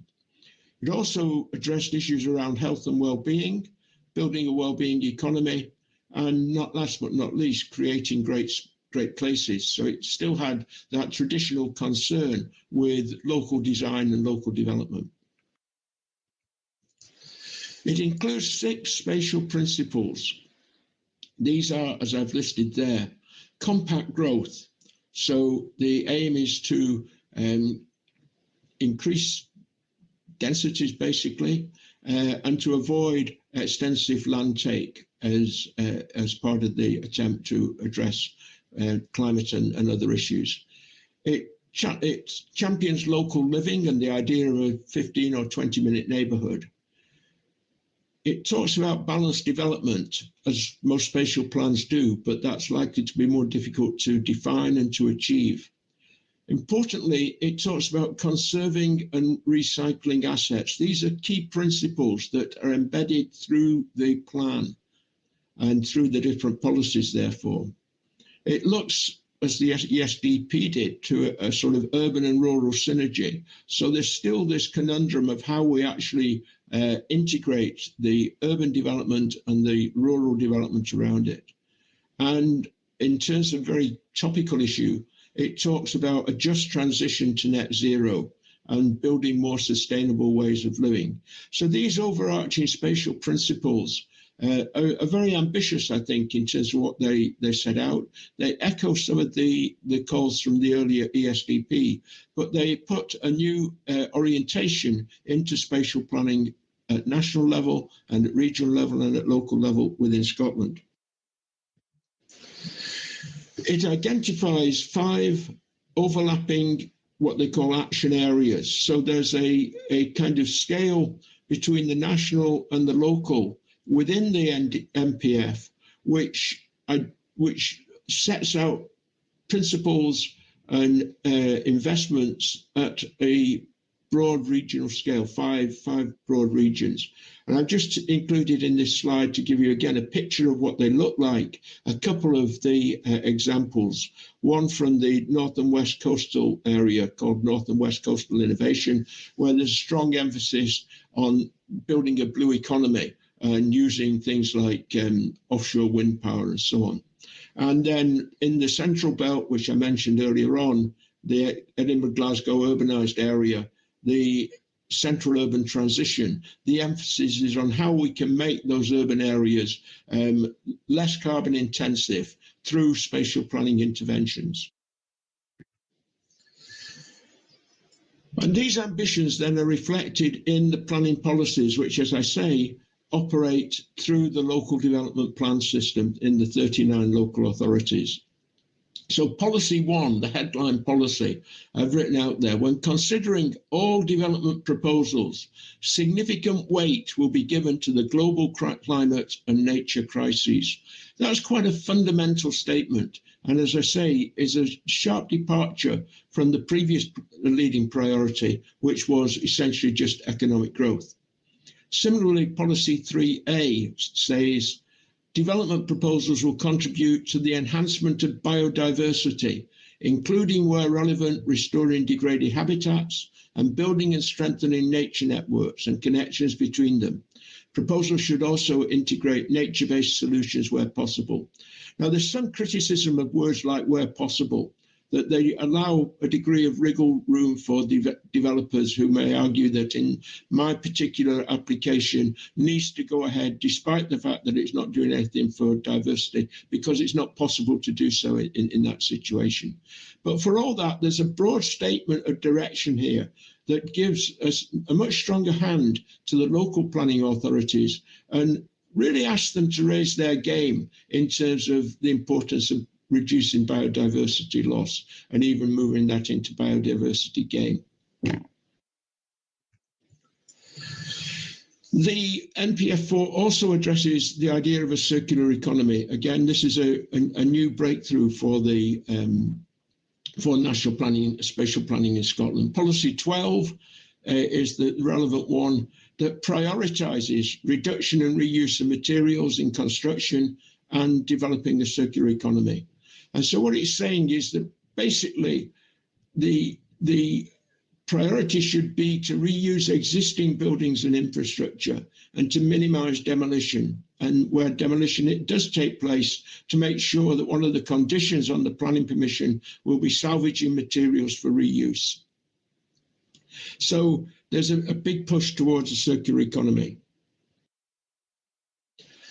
It also talks about community wealth being. So much of the wealth creation involves extraction of wealth from a local area. Policy 25 in the national planning policies now states that spatial strategies should address community wealth building priorities, identify community assets, tackle economic disadvantage and inequality, and seek to provide benefits for local communities. So this again is giving local authorities a nudge towards a more active engagement in the local economy from the bottom up. So is NPF4 a major step forward? I think the answer is that the jury's out on that. We'll have to see how it works out in practice. It was only adopted just over a year ago, and so it's still taking time to work through. But crucially, what it has done has got formal commitment from politicians and from sector agencies. It's aligned with the Sustainable Development Goals. It's given special weight to climate and biodiversity. And as you can see in the diagram, it connects at a legal level the national framework down to the local development plan, which in turn are influenced by local place plans from the community level and feed into regional spatial strategies, which are not statutory. So in many ways, I think Scotland is a place to look at in the next few years to see how this works out. Thank you very much for listening.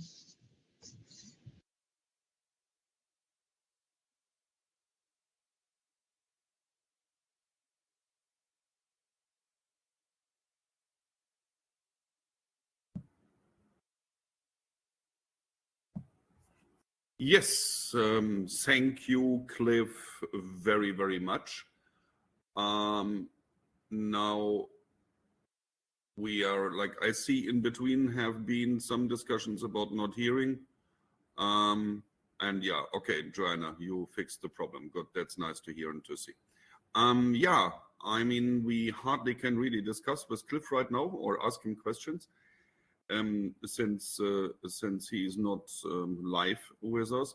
Nevertheless, I found this a super inspiring presentation, especially like considering that it's such a brand new idea of working on a national level with the spatial planning.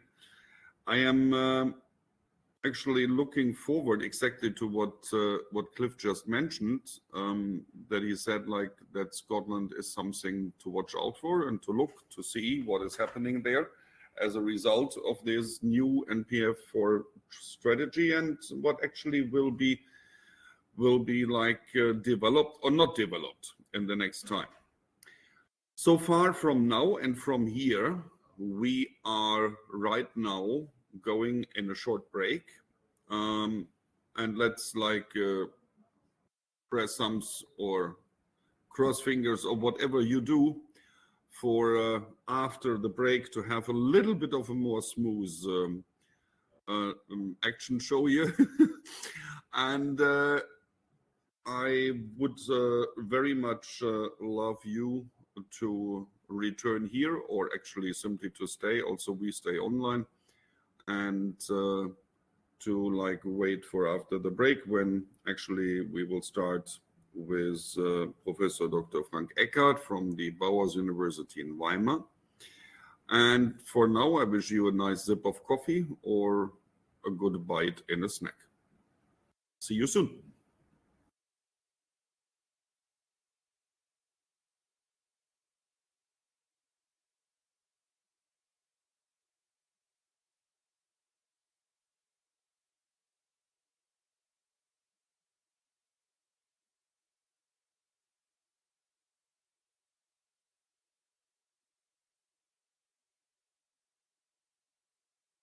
Your presentation, yes. Great. So, fantastic. Thank you very much. So now I will actually switch off my microphone and my camera, and the floor is yours, Maciej. Thank you very much once again. Dear ladies and gentlemen, as we said, the biggest challenge is around the presentation. Now it could be good. So I will say you about the Polish planning system. As my friend said, I represent the West Pomeranian University of Technology in Szczecin. I'm a lawyer and I'm engaged academically and professionally in a spatial planning law.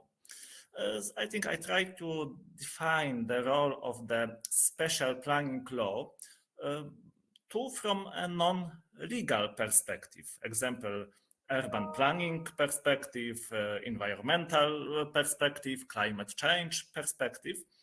And for example, in a broader team, also jointly with the valuable contribution of Professor Gunta Luxtina and Professor Rudolf Zimdins, we compare some of the spatial planning legal solutions in our countries, despite the fact that our countries are geographically close, there are sometimes major differences in the legal solutions.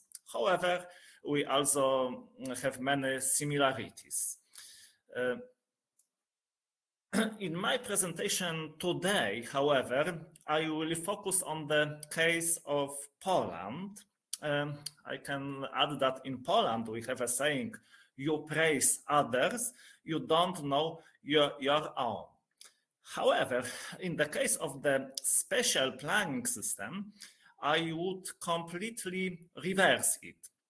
In my opinion, the Polish spatial planning system has a lot of substandard weaknesses. In my speech, I will try to point out the key barriers and problems of the Polish spatial planning system. It may be a contribution to a broader discussion on barriers of European spatial planning. In my opinion, it is possible to identify common problems in spatial planning in Central and Eastern European countries. The countries that were part of the Soviet Union under communism, example Latvia, had to build their spatial planning system completely from scratch. This caused serious problems, but on the other hand, helped to avoid numerous barriers. These barriers were present from the other countries. Many of them was the unwinding of the post-communist era. That is, in the 90s, the special role of property rights in spatial planning system and the free market was recognized. There was reluctance to see any major special restrictions. This blocked spatial development and resulted in urban sprawl. If we consider the spatial planning instruments at the local levels found in large part of countries, European countries, but world countries too, we can distinguish at first general plans, plans that designate zones and selected development parameters. Of course, we have many differences in many countries with these parameters. They cover the entire area of the municipality, or at least most of it. Then we have detailed plans containing detailed guidelines for development. They are adopted only for selected areas. Then we have something I called special plans concerning specific type of investments. We have these special plans only in some countries. And a separate role is played by development strategies, which in theory should design special development in the municipality over certain periods. This scheme of instruments obviously looks different from country to country. For example, from my long inspiring for me discussion with Prof. Luxtina, it seems to be quite different in Latvia, for example. As I mentioned, Poland is a particularly sick man of Europe from the perspective of the spatial planning challenges. In the 19th, the tendency to promote the free market was particularly strong. The consequence is something that Polish researchers have described as a spatial chaos. It boils down to uncontrolled development. The owner of a given property believes that a matter of principle, he has the right to develop the property in such a way as he subjectively sees it. The municipal authorities very often have too little power to oppose this. They are also often afraid of the financial consequences of acting more actively. For example, for stricter special plans, they risk paying financial compensation. I will explain it in the next slides. Public authorities at different levels, from local to national, also fail to deal with special challenges. We have in Polish special planning system some instruments at the local level, but I will add in 2023 we have change in special planning law. I will of course explain this aspect too. First instrument at local level are the studies of spatial development conditions and directions. They are such non-binding documents that have to be enacted in every municipality and refer to the entire municipal area. They are only a binding reference point for special plans. The problem is that the wise concepts contained in the studies have not been implemented. Furthermore, in many municipalities, the studies had to be enacted, but they were not well wisely prepared. And this is, of course, a big problem. Next planning, special planning instrument, local special development plans, something like detailed plans from previous slide. These plans are already legally binding for property owners and investors. The plans specify the land use and development parameters. Once an investment is realized in an area covered by such a plan, it cannot be realized otherwise. However, a serious problem is that most of Poland is not covered by these plans. This also applies to areas where there is strong investment pressure. It is the municipal authorities that freely decide where and when they adopt these plans. They cannot be ordered to adopt a plan for a specific area. Municipal authorities are also afraid of having to pay compensation. They have to do this in a situation where a particular plan reduces the value of property. So, for example, let's assume a situation where a lot of different developments are first built in an area. Then a plan is passed which introduces rightful restrictions on development. The municipality will then have to pay compensation to the owner. Many municipalities in this situation find that they prefer not to adopt plans and have peace of mind. And last, the most problematic instrument, decisions on land development conditions. When an area does not have a special plan, the equivalent becomes a decisions of land development of building conditions. This is a typical administrative decisions. In principle, the applicant is the developer or investor, and then the decision is issued by the executive body of the municipality. In simple terms, it looks like the applicant applicant investor describes in the application the direction of the land use. Then the municipal authority checks whether the development has access to the public road and whether at least one neighboring plot is developed in a similar manner to the planner investment. The last criterion in particular is very subjective and has been the basis for numerous abuses. There has been a very free interpretation of what a neighboring plot is. Sometimes it turned out to be a plot of land even several kilometers away. In such situation, seeking special congruence in relation to such distant object makes it difficult to maintain special order. And I can add that since 2003, more than 2 million these decisions of land development conditions have been issued in many municipalities. And this illustrates the scale of the phenomenon.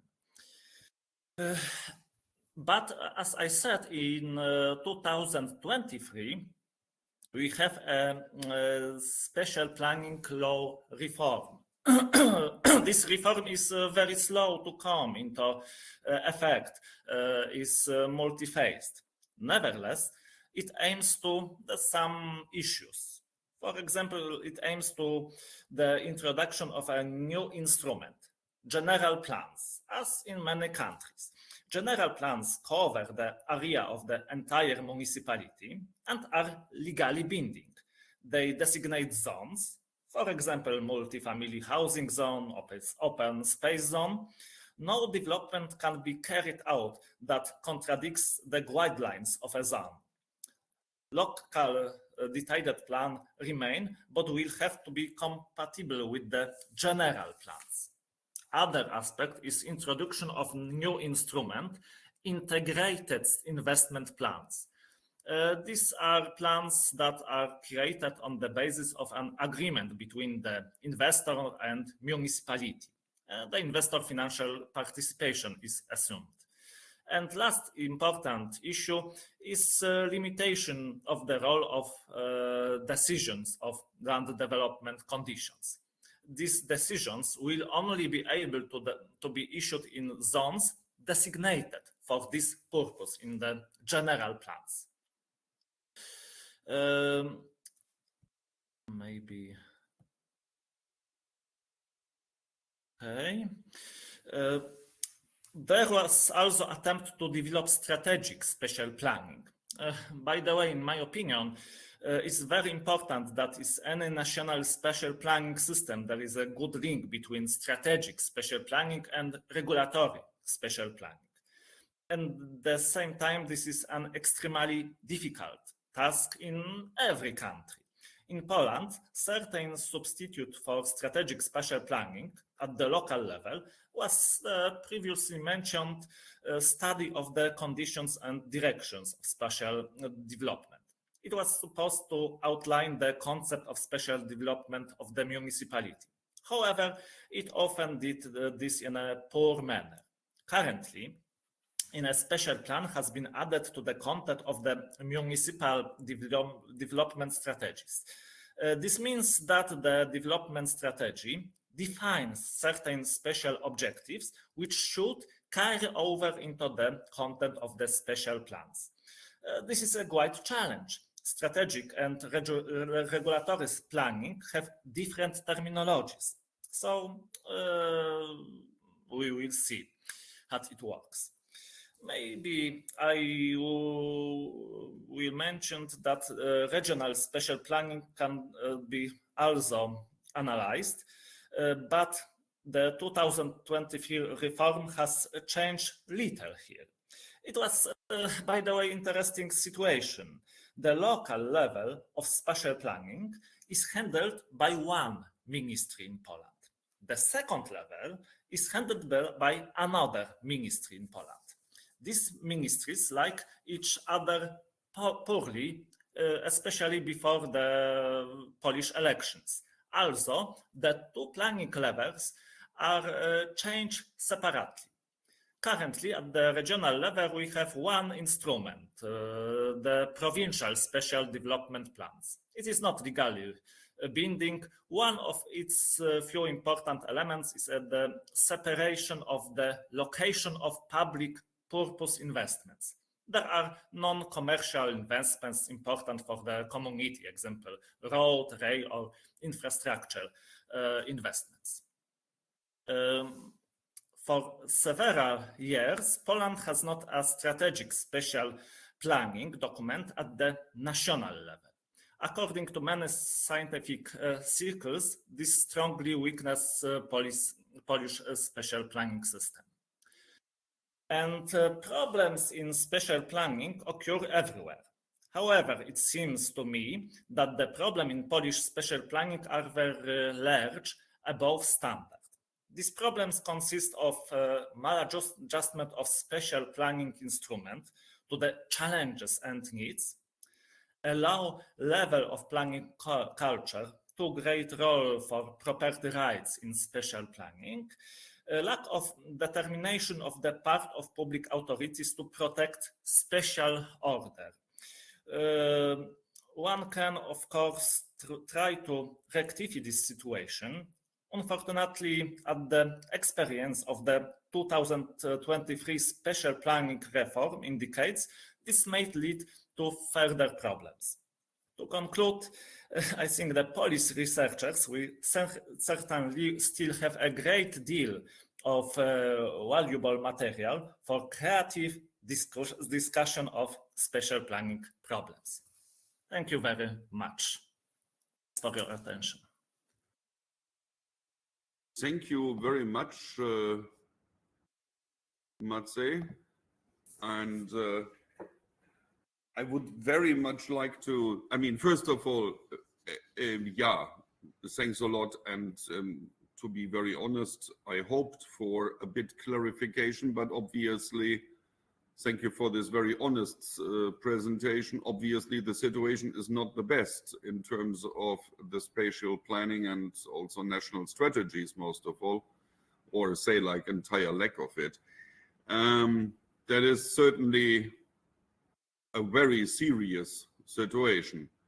Gunther, in fact, my colleague, is asking, do you think in 2025 municipalities will have ready their plans? Thank you very much, Gunther, for your question.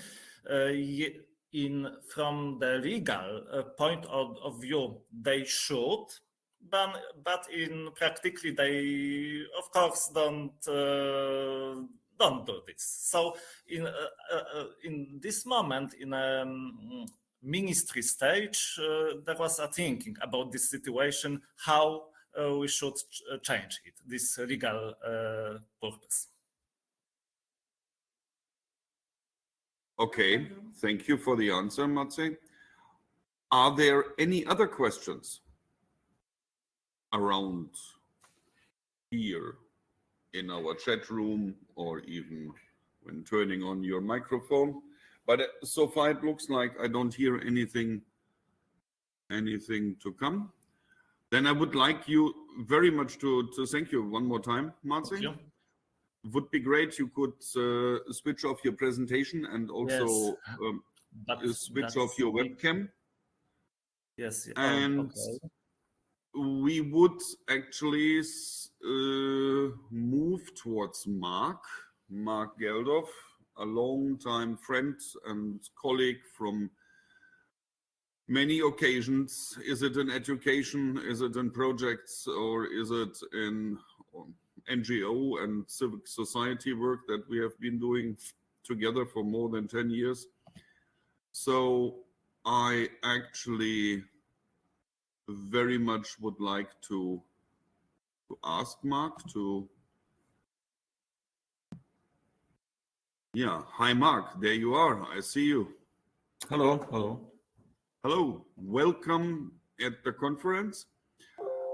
I assume you are as well in Riga, or are you in Belgium? No. Since yesterday, I'm still in Riga. Okay, good. So then I would like to ask you to, actually, we still have, I gave you the rights to present. That shouldn't be the problem, but we still have here the page of Maciej.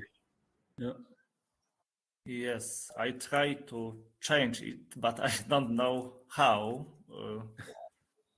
Sorry, Mark, very much. You need just to click the button "Stop Sharing," and yes, and then but also... I don't see this button. Okay. I agree that this button should be in other system. There is, but I don't know where. Okay. maybe I try to log out and with me. That would be probably the very best. You completely actually make a full stop of the program and just like leave and return easily. Okay, so I will do it. Thank you.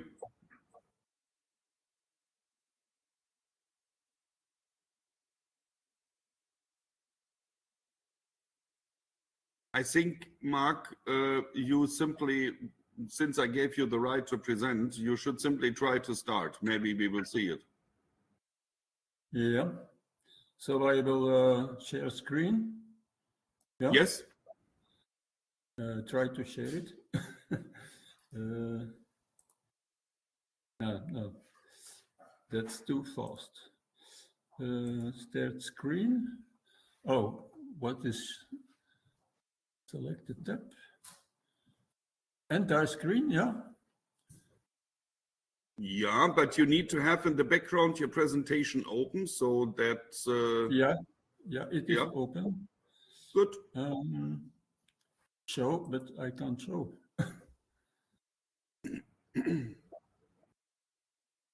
Do you see something? No, I see still the old presentation slide.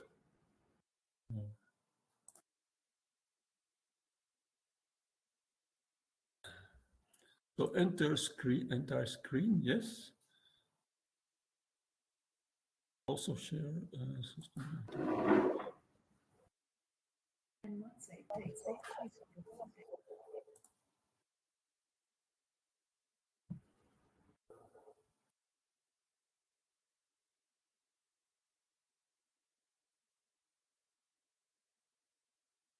And now?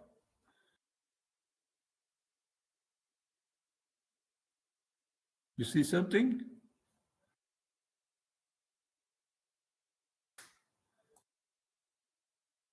Hello. You see something? Yes, we do. Yes, we do. Finally, it's working. Okay, so I can start? Yes, please. We are waiting for you. No problem. Just go ahead. Okay.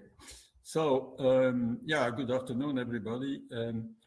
My lecture will be, let's say, an introduction to the changings that have taken place in Flanders in the 90s and some years later also, because we had, in the end of the 90s, we had a new planning law. But my colleague Bram Tak, who will speak later, he will speak about the latest achievements in spatial planning. So there has been some new, well, I shouldn't say new approaches. There are approaches that already were in the, let's say, in the core of what in the spatial plan of Flanders was forecasted. And the theories that were at that time already presented, I should say that these new approaches were already there. But okay, let's not start at the end. I will start from the beginning.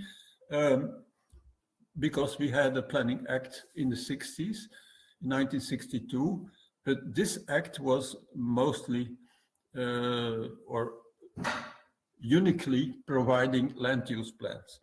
So on two levels, the regional level and the local level. On the illustration, you see a regional land use plan, scale 1 to 25,000, which is just a part of a larger regional land use plan. I must say that these regional plans were covering the whole country of Belgium. So they have been zoning the whole territory of Belgium, and they were prepared on a more precise scale, on the scale of 10,000, and then later published on the scale of 25,000. What could we say, or what can we say now about these critics? Well, they are quite static planning instruments, because we have seen in the past 30 years big changes in all kinds of issues in the country. So they were, now we can say they were not able to deal with these dynamic changes and the needs of modern society. In a way, they were also too rigid because they were preventing economic development, and they were not effective in the preventing of urban sprawl and the deterioration of the environment. So, and finally, they even stimulated land speculation, because everybody has these plans seen and they are published, they are open, and so everybody who has a bit of money can start buy land, hoping that one day it will be ready for building.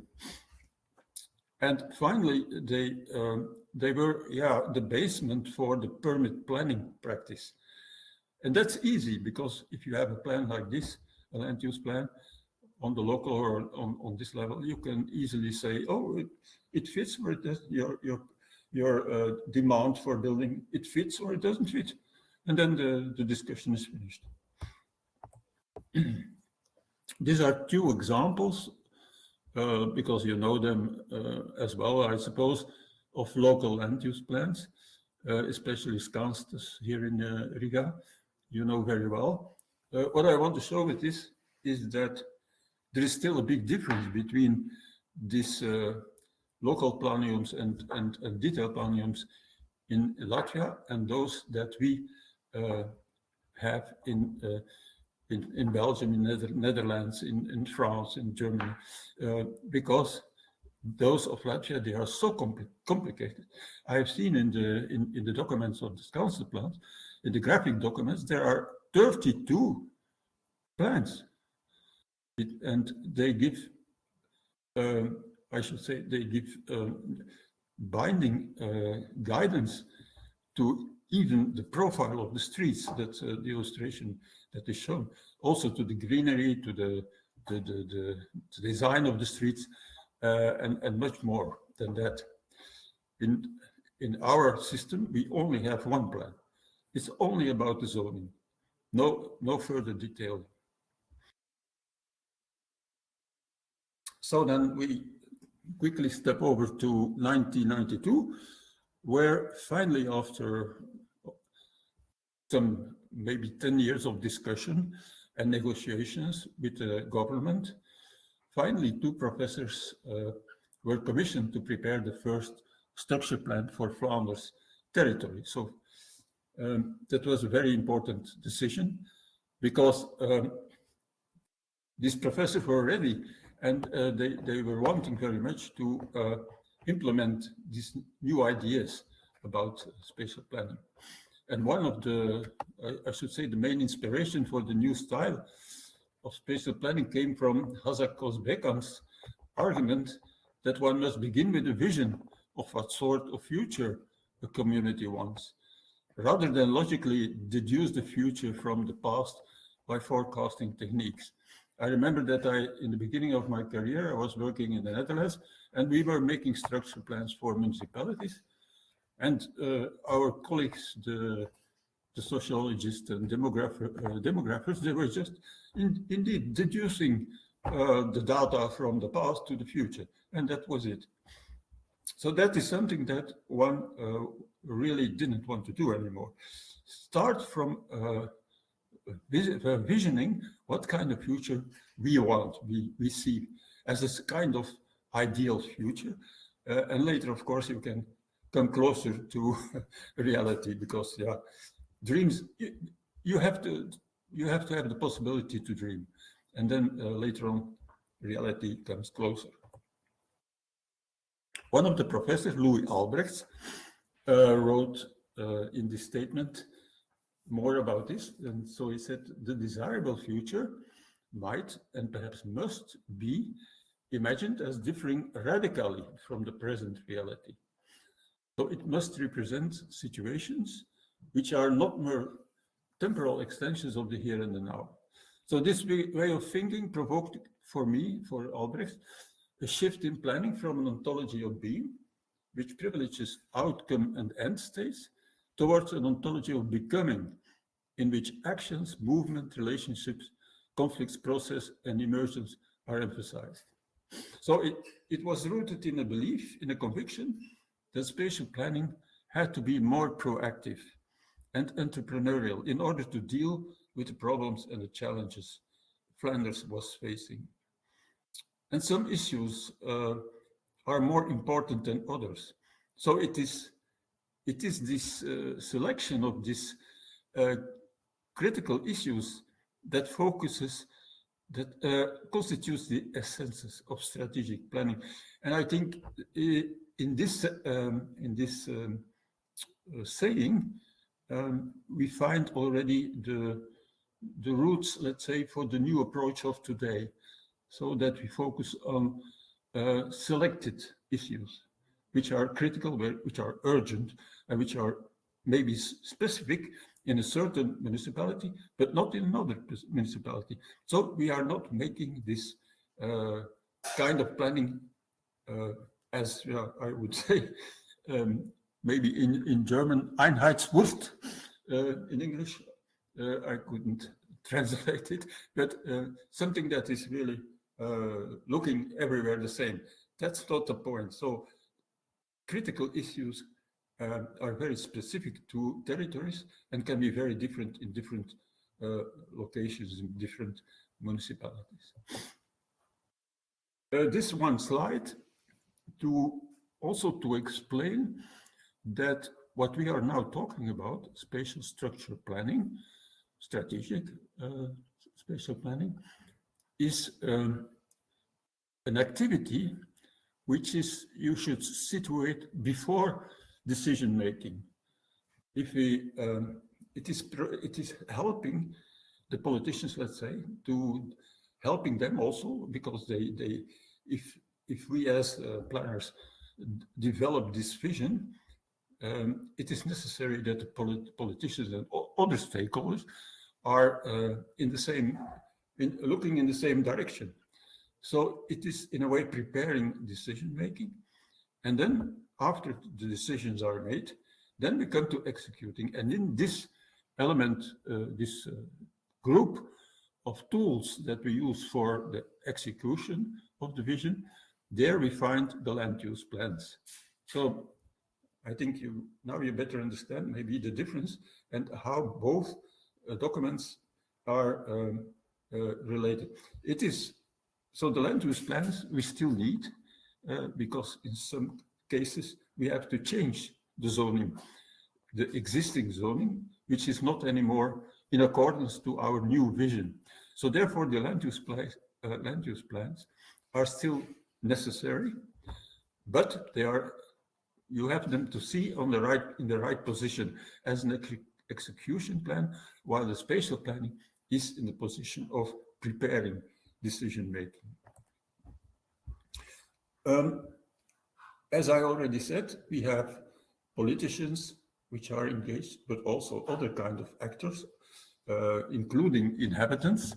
So our planning asks, therefore, a strong commitment for all these actors. They have to be engaged in this planning process, and especially those actors which are vital for the implementation of the plan. So therefore, again, Louis Albrechts and Jeff van den Broek, they developed a 4-track model, let's say.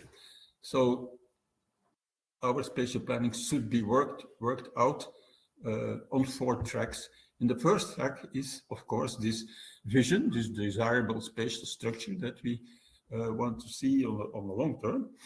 But at the short term, it is necessary and very important to have also to have actions, to have strategic projects which cannot wait. They cannot wait 5 years. So we cannot stop development, but they have to be in the line with the long-term vision. So they cannot be in conflict with the long-term vision. They have to be in line. And thirdly, the third track is that we should engage all actors and, as I said, as well inhabitants as high top politicians or investors and so on, but especially also other departments, all kind of departments, let's say, and even NGOs when they are committed with space, with planning and housing and so on. And finally, to make the planning process positive and productive, there should be agreements among these actors, and especially agreements among politicians, because when they start a new legislature, as we say, for 4 years or for 6 years, then the best way should be that on the basis of a document as the structure plan, the spatial structure plan, that they can agree on that and make and also agree on the budgets that are needed to realize it. So then I come to the Flanders structure plan itself, that was made in this period 1991 and 1997, because I said already, after this 30 years of land use planning, Flanders was facing a number of spatial problems, not to speak of urban sprawl, as you can see on the map, increasing congestion, dissatisfaction with public transportation, and an irreconcilable spatial demands for housing, industry, agriculture, and nature. And that had been accumulating over the years. I will come back to this, and then you will see this, what the needs, and finally how the needs were translated in hectares. But beginning from that, as we said, this vision is very important. So the aim of the team of planners was, for the structure plan, was to provide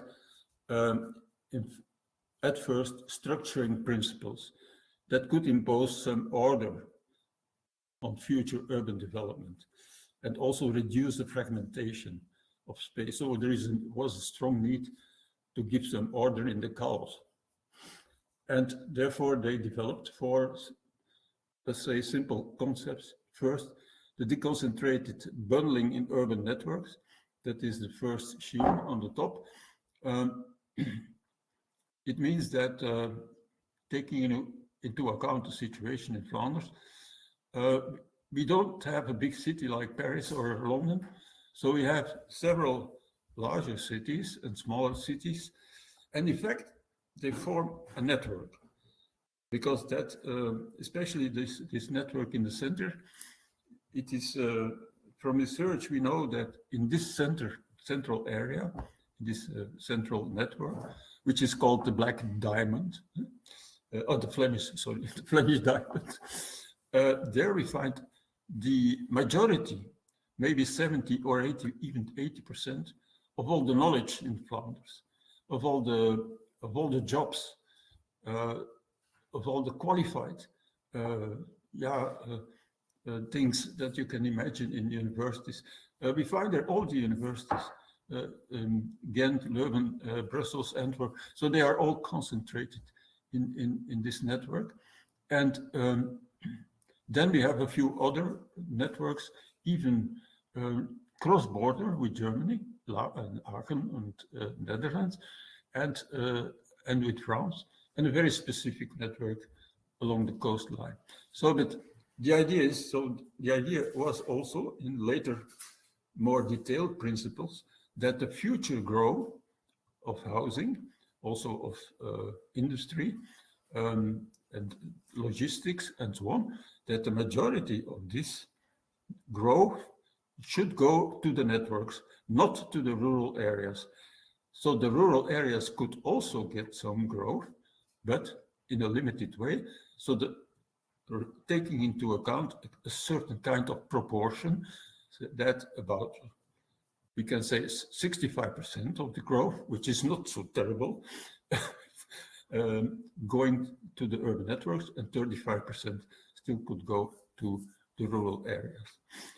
This was not so terrible, this 65%. The idea was, okay, let's not make this shift too strong. Otherwise, we will get resistance, let's say, from politicians or political parties. So they had to be a bit in proportion to the existing reality. Nature as an ordering system is an important principle as well, because under nature we understand in first place the system of the rivers and the streams and the valleys, which are really they have to do with relief as well. So they are really ordering structures in the landscape and in the whole area of territory of Flanders. But of course, there is also the rural area with agriculture, which has structuring force, and there are some smaller locations where people are also living. So these elements are part of this ordering system in the rural areas. Thirdly, the linear infrastructure, as well as an ordering spatial structure, because it is a basis for the location of activities. We want to avoid that, especially large-scale activities like industry, production, and so on, logistics, that they are still like dropped in areas where they should not be dropped, like in rural areas, for instance. So the link with the infrastructure is very important for these activities. And finally, the last principle is that we see the gateways, which are the harbors, the ports, and also the airports, as engines for development. Even the high-speed stations, for instance, nowadays. So they are really the engines for development. And of course, the linear infrastructure is linked with these gateways. And that's what you see on the previous principle. Another principle what was introduced is the principle of subsidiarity. It means that that when we have three levels, we have the, let's say, state level, we have the provinces, and we have the municipalities. It means that each level can take decisions on matters that are important on their level, but not on higher levels or lower levels. So each level has to respect the subsidiarity regarding the other levels. So if an important location has to be decided for instance, for an international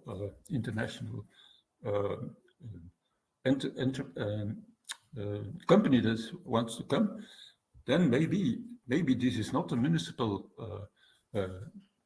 decision, and then maybe this is a decision has to be decided on a higher level. That's what is about subsidiarity. But of course, when it's about housing, where a cluster of new houses would be built, that's of course municipal level. So that's the idea of subsidiarity. When you bring these schemes together, then you get something like that, with this Flemish diamond in the center. The idea of let's say the image of Flemish diamond was given as to make it also clear that this central part of Belgium and Flanders should be a concurrent with the Randstad in the Netherlands, with the Rhine-Ruhr-Gebiet in Germany, and even with the big cities as Paris and London. Because of their location, they are quite central in this regarding these other important areas in Western Europe. Now, I will not tell more about the Flanders structure plan because it would take too much time. The only thing that I didn't put on slide is this division, finally, of the needs. Because maybe I should explain this shortly. That was a decision between sectors, departments, and also ministers. The need for new houses, we needed, for this planning period, we needed 400,000 new houses. So you can imagine how many hectares this is. At the same time, we needed about 7,000 to 10,000 hectares for industry and this kind of activity, businesses, this kind of activities. And it was also said that there was a need for more than 10,000 hectares.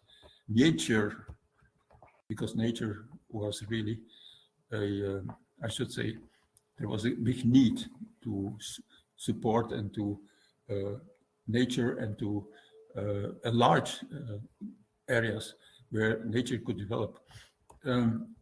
Also for forest, also for recreation, not so much. But finally, the one who is losing all these hectares is agriculture. So you can imagine that this is a tough discussion among ministers when they have to come to a final decision. But happily, this process came to an end in a happy way. It was a happy end, and so the Flanders Structure Plan was finally approved in 1997. At the same time, as an important impact of this planning process was that in between already a new planning act was created, taking into account this new way of planning. So in the new act, we have as well the spatial planning levels, on several levels, so on the state level, on the province level, on the municipal level, and also the land use plans. Okay, they get a new name, but in fact they are still. And now the importance of this act is that this land use plans, they have to be related to the spatial structure plan. So if you want to change something in zoning, it has to be a result of a certain point of view decision in the spatial planning. You cannot just change things in the zoning plans without having this spatial plan. So important as impact is that the case of Flanders, it illustrates how strategic spatial planning in itself is a transformative process. It is seeking to transform the spatial structure as well as the existing planning culture. And that is what happened. It can be argued, that is a statement of a civil servant, it can be argued that it is the planning process rather than the structure plan itself, which has had the greatest impact on Flemish spatial planning. So I mentioned already the creation of a new planning act, the export of the planning culture to the provinces and the municipalities, the principle of subsidiarity, and then an enormous increase of students studying planning. And from that point of view, also the professionalization of the civil servants and an increase of jobs as well. And we also got interest from other countries. And finally, important because mobility plans became in that time very actual. So the basis for the hierarchy of roads concept was already finalized in the spatial structure plan. So they accepted, or let's say the traffic department accepted this hierarchy that was made by the planners. So,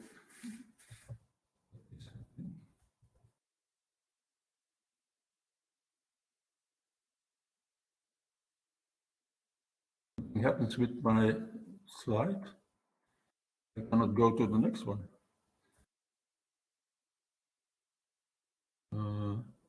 Next. Ah, Ah, okay. there you are. All good. Yeah. Okay. As one example of on municipal level, I've chosen the strategic spatial plan of Antwerp, which was made some years later, 2003, 2006. I chose this example because Antwerp was a bit experimenting, I should say, maybe thanks to Jeff van den Broek, who was part of the planning team. And so apart from a generic approach, Antwerp focused strongly on a strategic approach for specifically selected so-called strategic areas in the city. So I said already, there are critical issues, there are critical areas. So these were key areas with high potential where action is urgent. And the selection is necessary because the means are limited. Of course, you can ask what happened to these areas which have no color, the white color. But they are managed by the generic approach. The generic approach is the traditional approach where all issues are studied, researched, all data are collected and so on, and where planners also elaborate visions.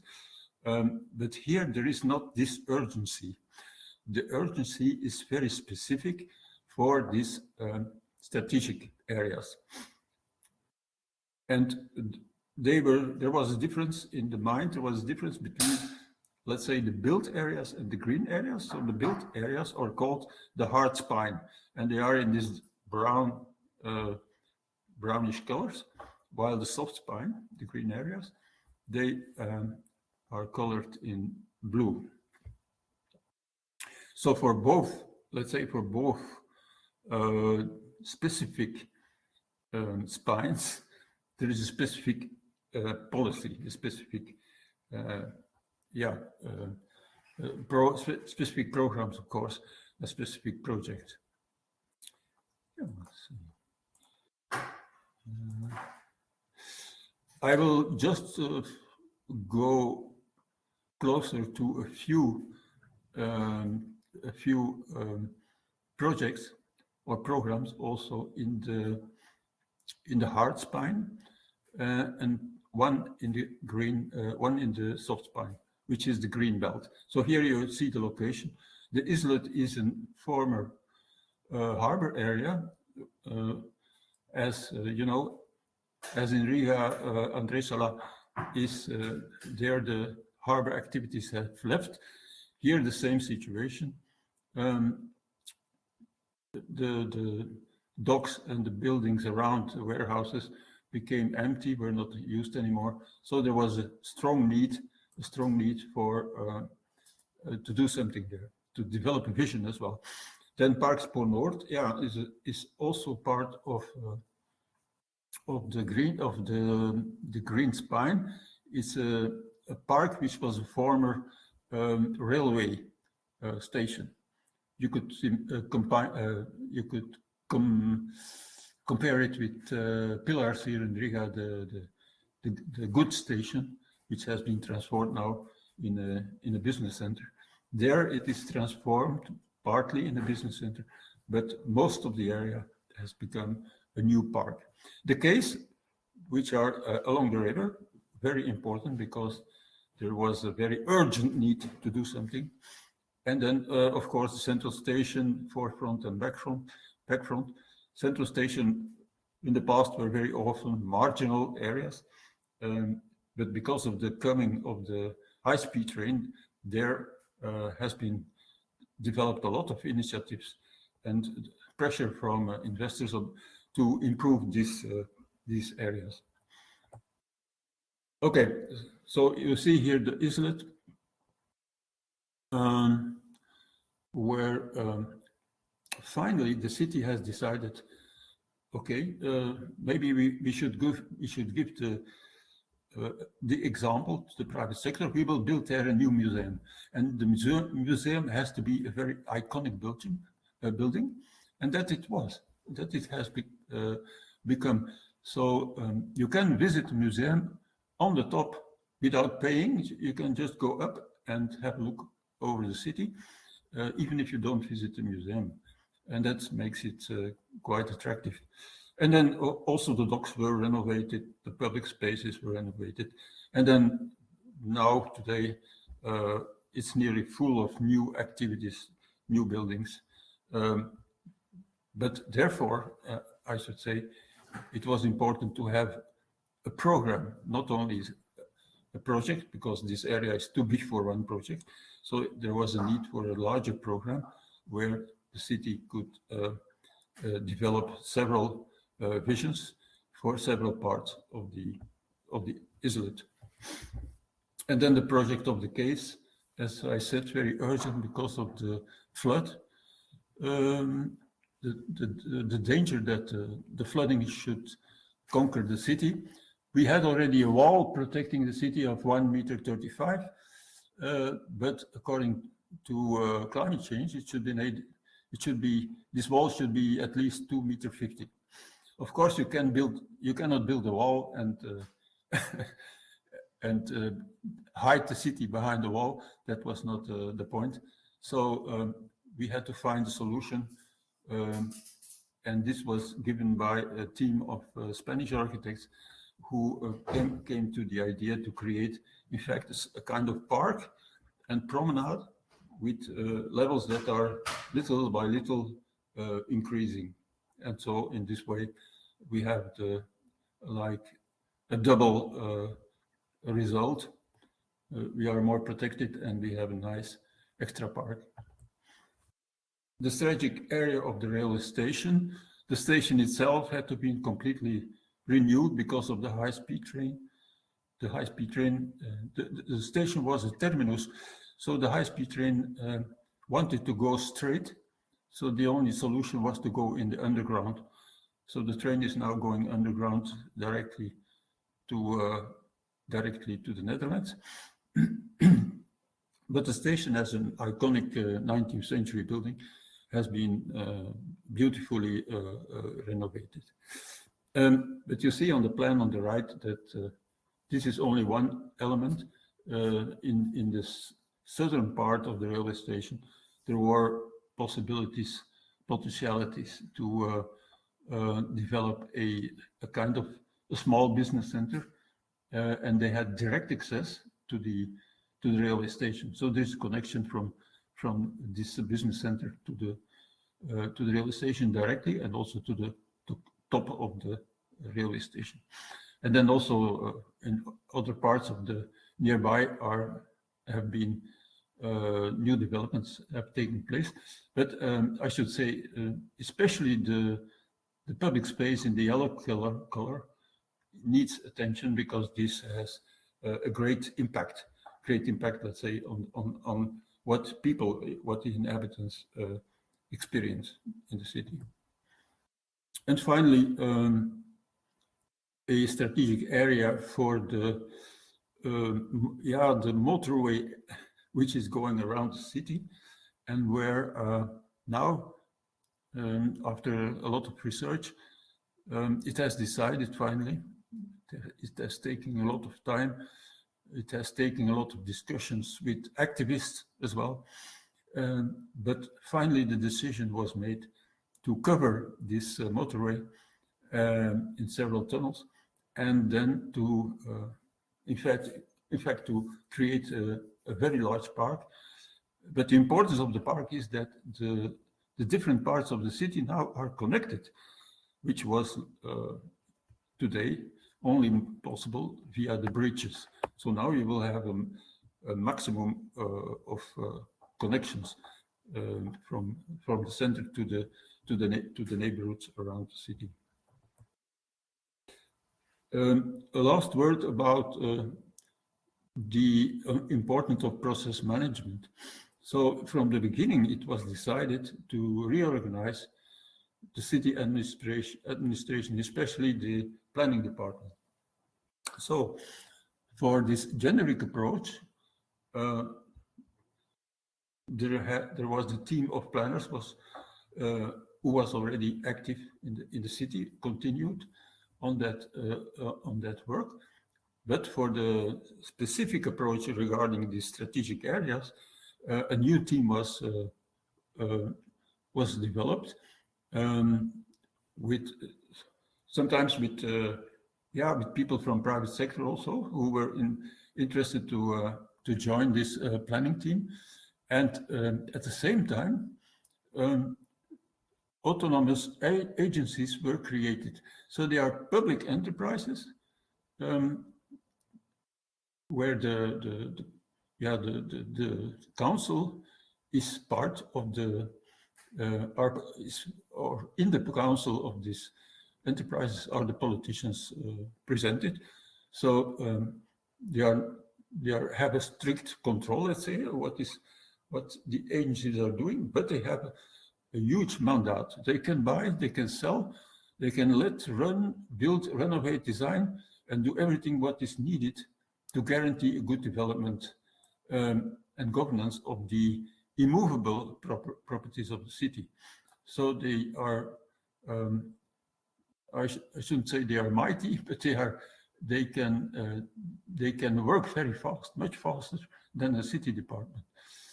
Because city department, when they have to take decisions, they have to ask advice here, there, everywhere. And then finally the improvement of the municipal council. Here they can go straight to they can work like a private person, let's say.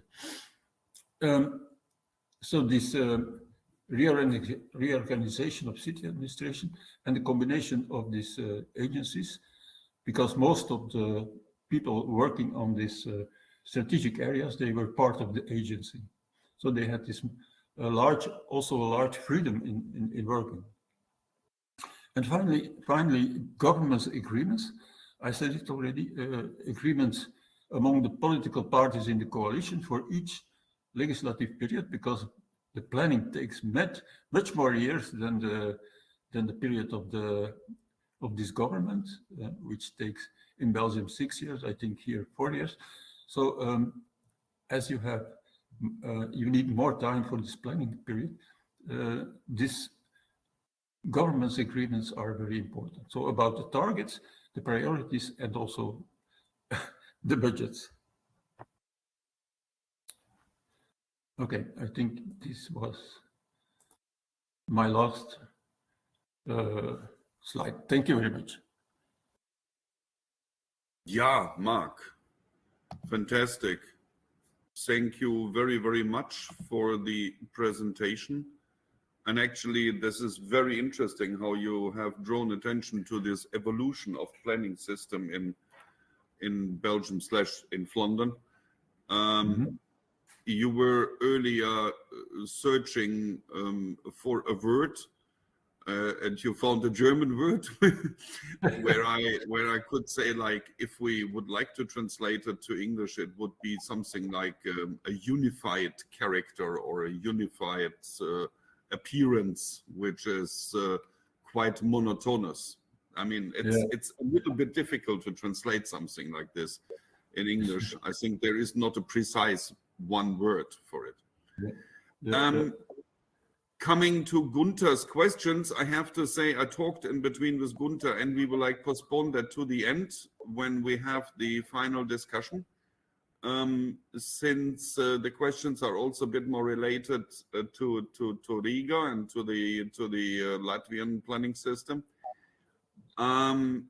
And for now, I would first of all, thanks once again, Mark. I hope you will still stay with us for afterwards.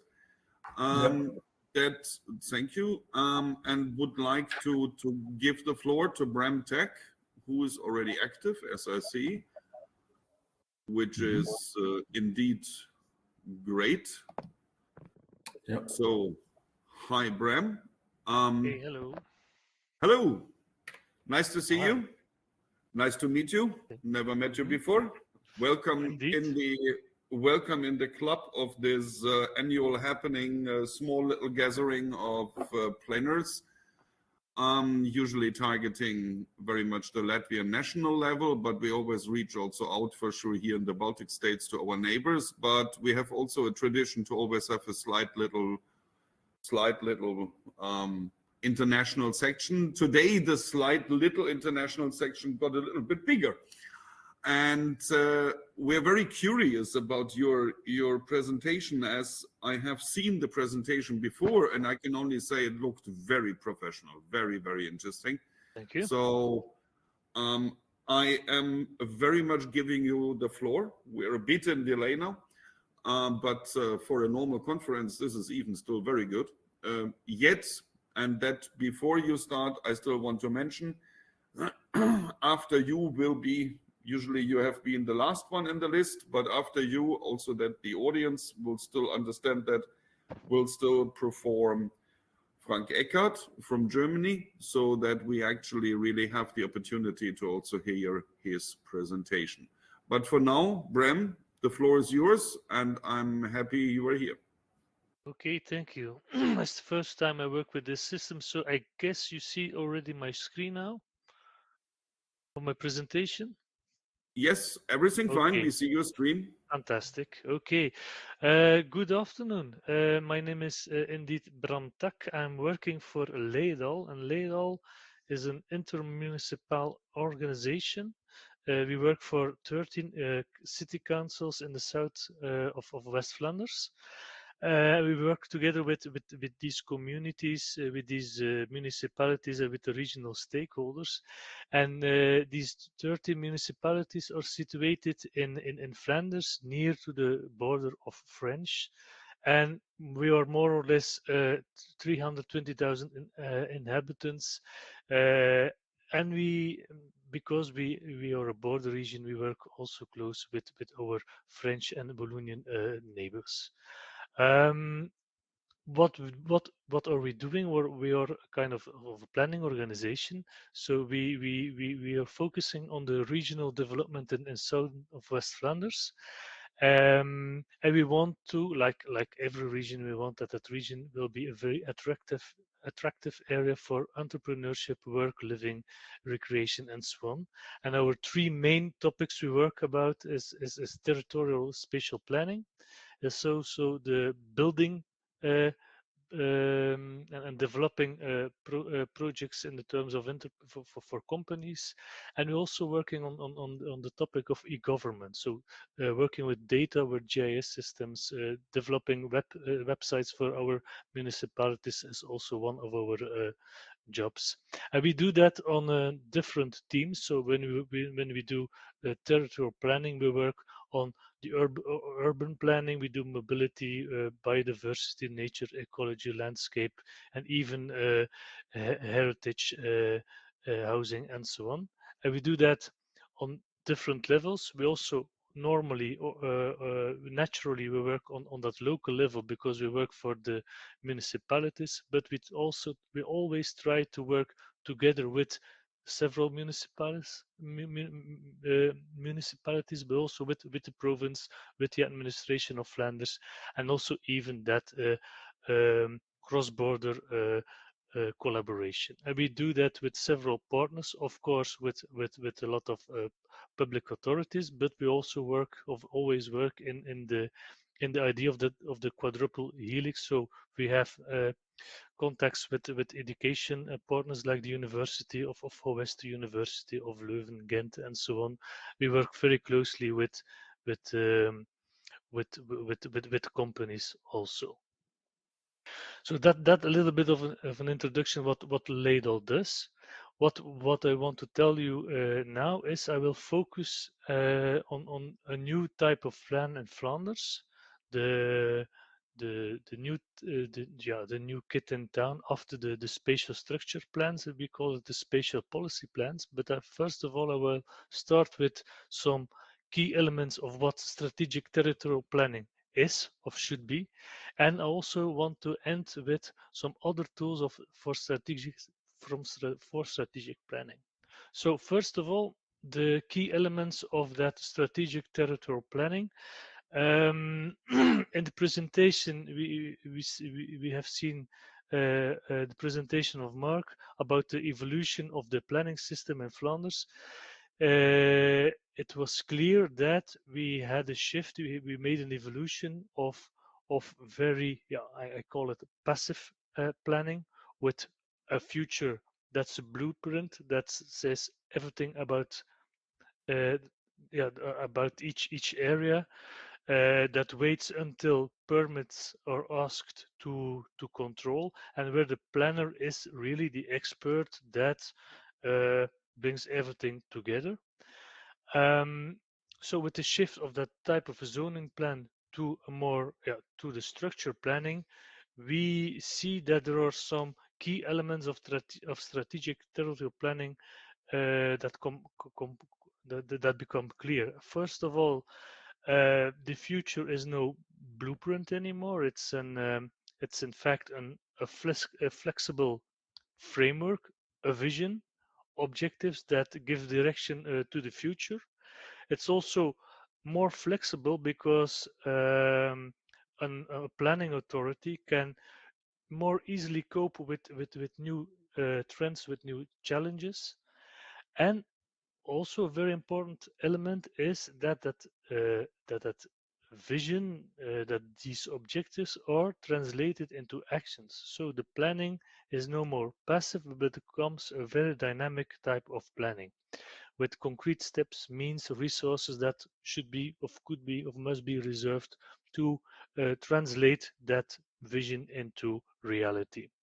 And a third element is the element of the people. And I mean, by that I mean there is more attention for participation in the first place, in the phase of the planning, but also in participation and working in collaboration with other stakeholders to realize the main objectives.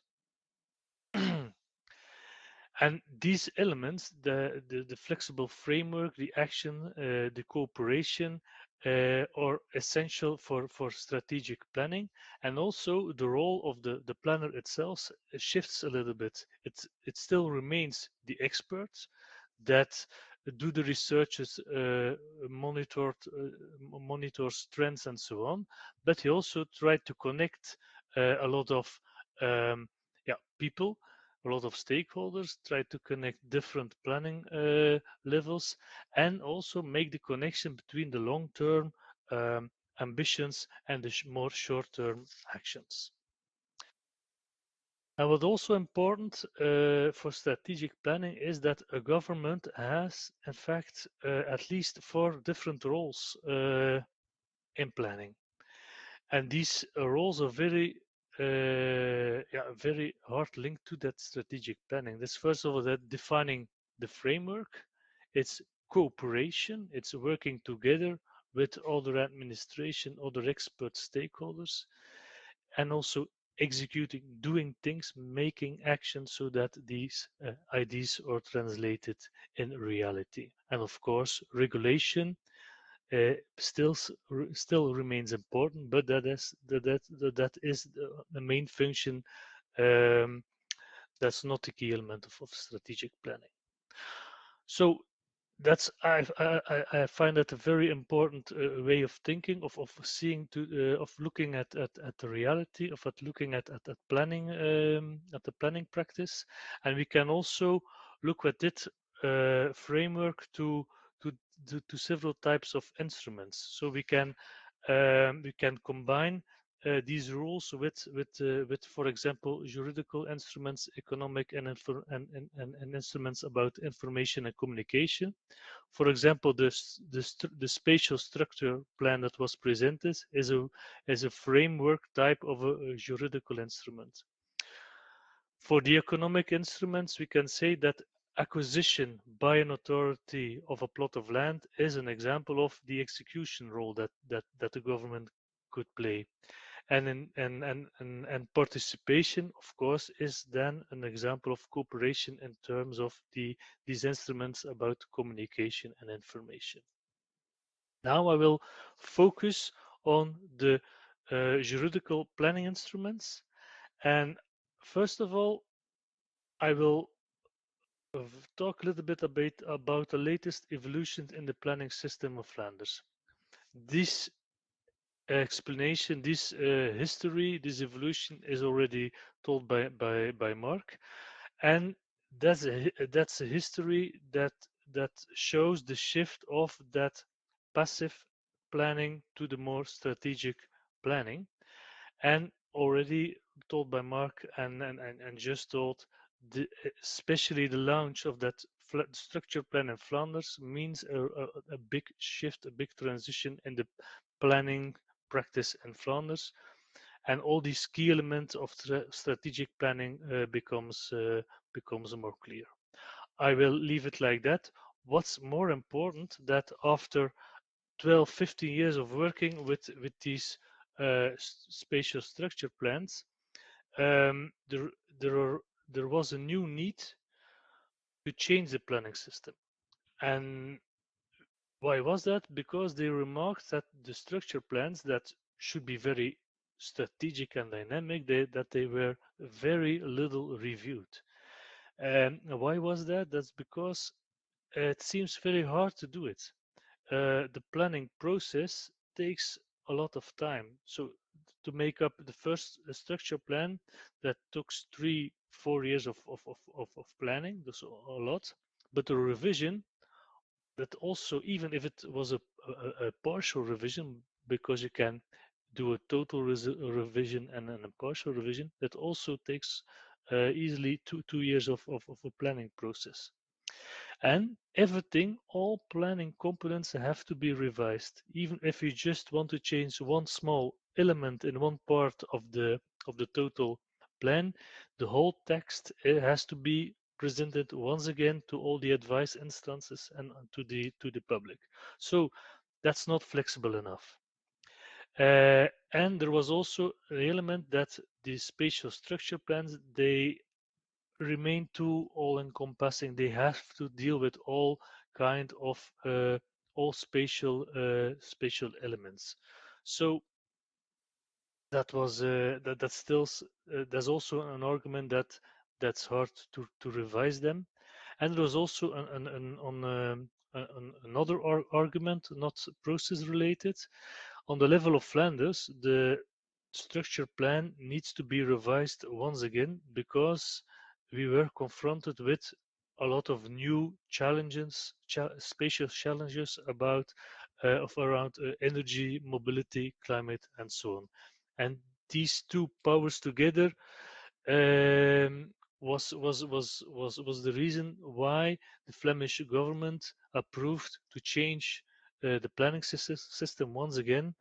And at the one hand, in 2017 they modified, they changed the legislation, and they installed a new type of plan, the spatial policy plan. And on the other hand, in 2018, the Flemish government approved their new spatial strategic vision about the spatial future of Flanders. Now, that spatial policy plan, what is it exactly? I will explain, especially the differences between the spatial structure plan and the spatial policy plan. So if we look at that spatial structure plan, we see we have 3 connected components. That's first of all a description of the existing situation, and a part that gives information. We have that strategic vision that gives direction to the future developments, and then we have what we call a binding part, a third component that includes all main important decisions about what are the most important spatial structure elements, and it's a little bit the link between the main ambition, the main vision, and actions that has to be realized to make that to translate that vision on the ground. So 3 components. Always they have to. You need all the you need all 3 components. Otherwise, you don't have a spatial structure plan. And there was a there were 3 planning levels that works in hierarchy and also subsidiarity. And with that new type of plan, the spatial policy plan, we see some things changed. I will start with the planning levels. In fact, there are one planning level more. There is a planning level in between the province planning level and the municipality planning level. And you see, I don't put that in a hierarchy way, but they are equal planning levels. So they work together, and Flanders defines some main principles, but a municipality doesn't have to follow them very strictly. About the contents of a spatial policy plan, there are 2 components that are obliged, as you need to have a strategic vision, so a long-term vision on future spatial development with a validity period of 20 to 30 years. And you have then what we call a policy framework. That's the framework that elaborates one aspect of that strategic vision in more detail, and that states a lot of very concrete specific actions. So that type of framework has a validity period of 6 to 12 years old. And what's next to the 4 equal levels, what's important is that this spatial policy plan, it's a so-called add-on model. A spatial policy plan, what's essential, or what's the minimum to have, is that you have a vision and at least one policy framework. That's the bare minimum of it. So you can have a big vision about the future development of the region of Kortrijk, where I live here, and then you can make a policy framework, for example, only about the blue and green networks, and that's okay. You don't have to be all compassing. And what's very interesting here is that's an add-on model. So after a few years later, you can add another framework, for example, about energy and climate. And a little bit later, the government can decide to change an earlier framework and also add another framework. And in that way, we can more easily cope with all the challenges we have to deal with it. So what's the process of a spatial planning or spatial policy plan? Is that first of all you start with a so-called concept note, that where you explain the main challenges and the main objectives. So that's the first draft of the strategic vision, and that already with that document, you go to the public and the stakeholders, and with all the information, you elaborate it furthermore, and you develop that strategic vision and at least one policy framework. And with several steps, then you finally have your final spatial policy plan, and also a second obliged public moment and advice around is foreseen. That's the planning levels, the add-on model. But apart from that, another concept that is also important for that new system is what I call the area-oriented development. So in in the framework of Flanders, they recognize the differences between all the different areas. They say, okay, each area faces its own issues, its own challenges, and they have their own different teams to work with. They have their own competences, and so it's also essential to work together. I already mentioned the fact that the planning levels are equal, so that there is no real hierarchy, but the planning levels have to work together based on a common vision. So the common vision is essential to work together. It all starts from the lowest level, the municipality level. They often take the lead, and then they are facilitated and supported by the other planning levels like the province and Flanders. It's not only working of cooperation between the the between public institutions, but it's also working together with other stakeholders, with social partners and citizens. So that's also another important concept.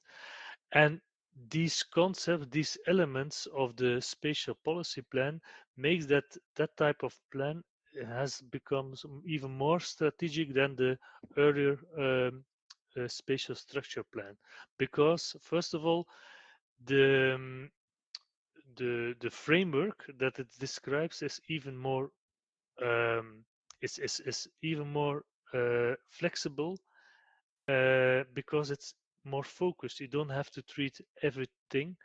The content isn't described, so you can make it. You can focus on the actions of on the topics you want, and that has a link with the fact that each area faces his own issues. You can focus on the most strategic challenges in your area. The principles that, for example, Flanders or of the province defines, these are principles. They are the basis for other plans, but they can other planning levels can interpret interpret interpretate it, and it's even not necessary that a higher planning level approves a lower planning level. So that fact is also not foreseen anymore in the legislation. And I didn't mention it yet, but a strategic vision can also be made up by itself without a policy framework. In fact, at that moment, you don't have a real spatial policy plan, but that strategic vision also already gives a direction where other planning levels can work with, and also other stakeholders can work with. So, and another element of another fact that becomes more strategic is that the focus on actions now is a lot more than even before. So in the spatial strategic plan, we have that binding part that yeah, indicates or identified the important spatial elements. Sometimes that was depending of which plan, there was already a part of action in it, but now it's really it has to be very explicit now. If you make a policy framework, you have to add actions, and those actions has to show how the ambitions will be realized. So you have to tell what you do, what you will do, when within which timing you will do it, how you do it, with which partners you will involve to realize it. So that's the strategic parts make that that element is very essential and makes it a lot more strategic than ever before. In the plans that we are now making for the city of Kortrijk, we also add a first indication of costs, so that they can use the element of timing and cost in their total policy of the city, to plan also all that financial means that they needed over the total 6-year period where they have the power. And also that part of people, cooperation, stakeholders has changed, and also here that these changes made it more strategic, so that the hierarchy has totally changed to an equal partnership. Government levels, planning levels have to work together. A higher level don't supervise on a lower planning level. Like I said, the plan is not approved anymore by the higher planning level. And what's also added is that municipalities can work together so that they can have an inter-municipal policy plan. And that's a new type of planning level we didn't have before, which is important because it's a recognition that all the spatial the spatial challenges doesn't end at the border of a municipality. And cooperation, participation is important during the planning phase. So the participation with the citizens. So in the process, there is a lot of attention to public consultation and participation, and there is a lot of attention of cooperation between planning levels, but also for the execution of the actions, the objectives. Cooperation is important. So, like I said, in the action plan, you have to be clear who's responsible, who will be involved. And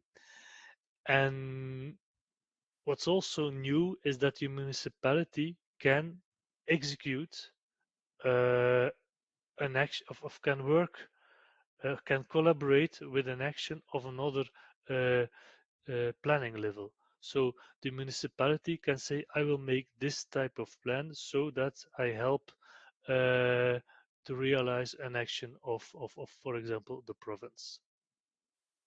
What's the state of play now here in the region? We have a strategic vision in Flanders, but we don't have yet a spatial policy framework. So the structure plan is still in charge. Some provinces have already a real spatial policy plan. In the province of West Flanders, where we are situated, that process is in progress.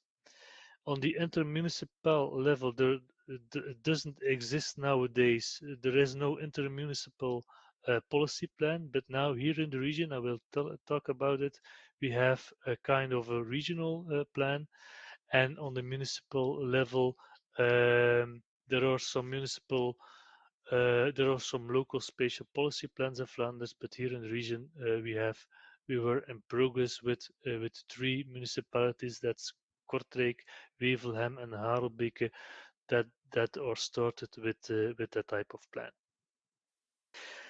I will explain a little bit of I want to talk a little bit more about the intermunicipal spatial plan, because here in our region by Leidel, we made a regional spatial vision, a regional spatial plan with the name Contré. We already made it in 2018, so the legislation of the spatial policy plan were brand new.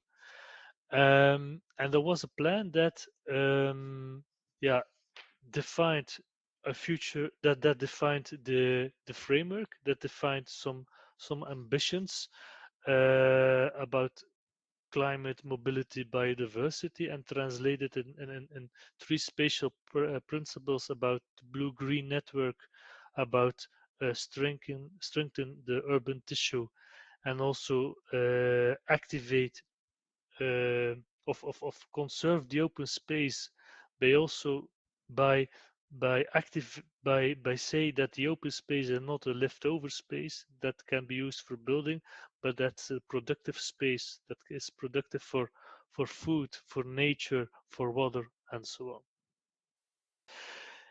In that regional spatial plan, we also defined actions, concrete actions, and that plan is approved by all the 13 councils of aldermen. But it's not a spatial policy plan. It still remains an informal instrument. It's not even a real strategic vision in terms of the policy plan process, but of course it's a strategic document. It's a strategic regional plan that gives directions. And by the approval of the Council of Aldermen, they said we will use this framework, we will use these ambitions, and we will translate it in our own local spatial policy plans. So the regional ambitions are translated in that policy plans as local ambitions.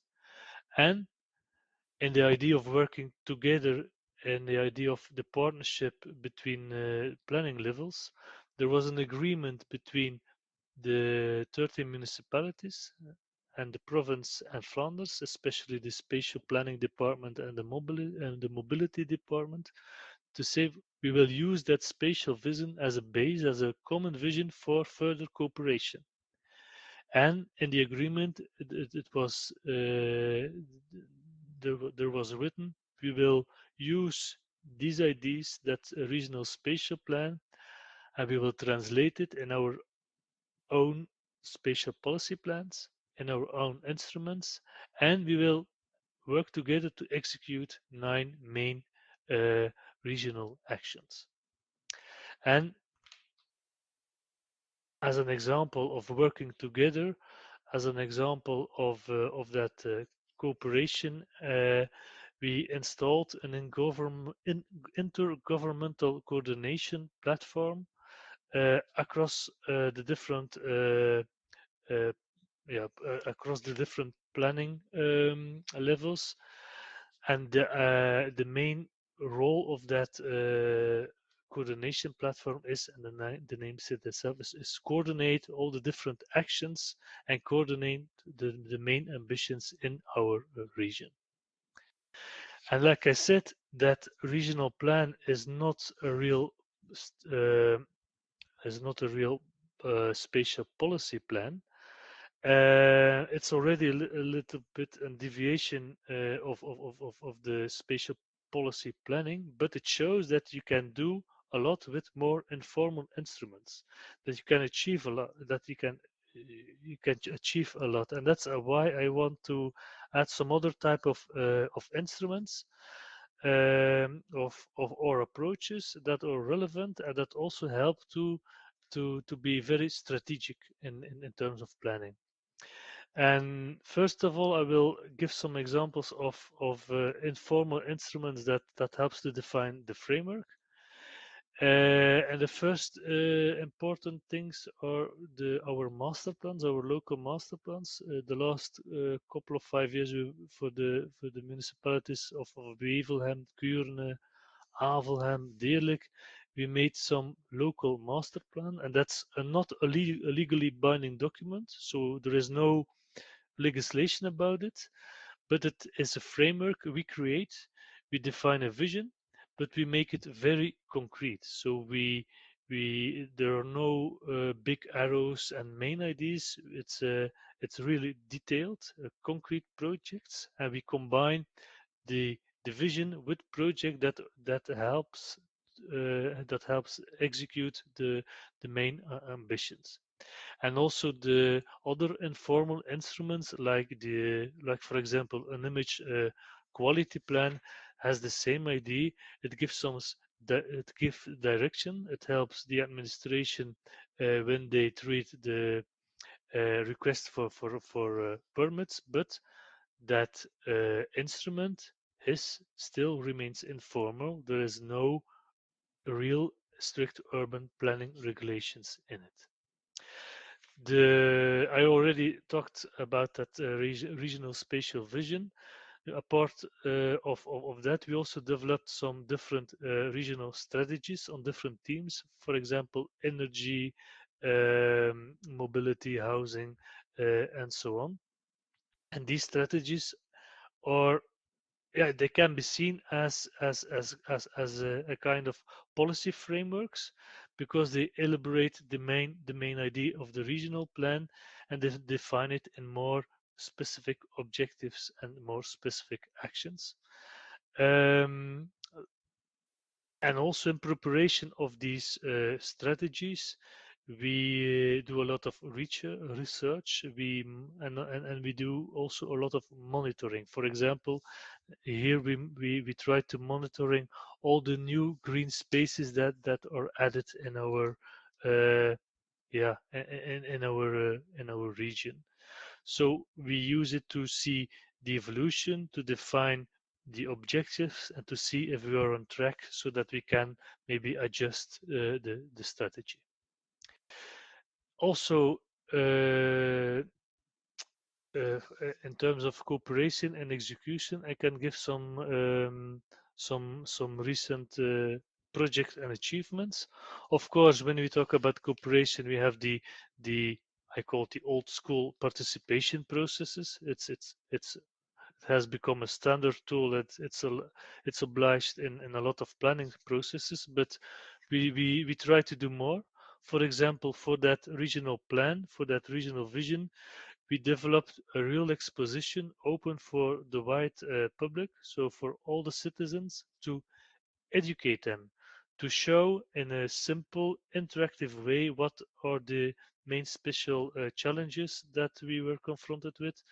We want to show the main ambitions that we propose to cope with that, to cope with these challenges. So it's an example of a more innovative participation in a situation when it's not obliged. And also a similar example is the organization of the Festival of the Landscape. That's a festival for a couple of days, a weekend, in a specific village, where we offer some guided walks, some talks, some concerts, with the idea we want to learn the people about the origin of the landscape, the importance of the landscape, how it's designed, how it could be designed, so that they can learn to see, feel, and appreciate the landscape. So it's about awareness, and that awareness is essential, because that supports the feasibility of future projects. Then we also have the example of the food forest in Saint-Denis. That's an example of a government that works together with stakeholders, but also that executes their ideas.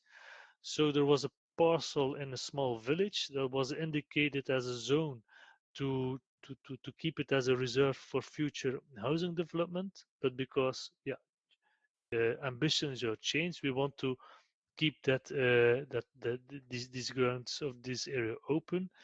And the grounds were presented to the public with a call for initiatives to do something with it.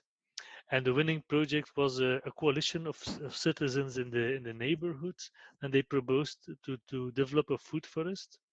So the government offers the grounds for free. The coalitions develops the food forest, and we realized in that way some main ambitions about more green and more qualitative green area near the villages. Public-private cooperation is also, I can also already set a more standard way of working together with stakeholders. And it's important to realize the spatial ambitions. Here in Leidal, we do a lot of intermunicipal cooperation. We have a strong tradition of cooperation, and we organize around several teams like mobility, housing, heritage, and so on, intermunicipal meetings where we share knowledge between the local administrations, because in strategic planning, having uh, yeah, planners that are experts is also very important. And in that respect, the quality chamber of the province of West Flanders is an what is it? It's an initiative of the province together with the intermunicipalities like Leidal. We developed that to give training sessions to spatial planners, not only public but also private spatial planners. We help private developers with their specific private project. They can be presented to the quality chamber to to to ask for advice and guidance.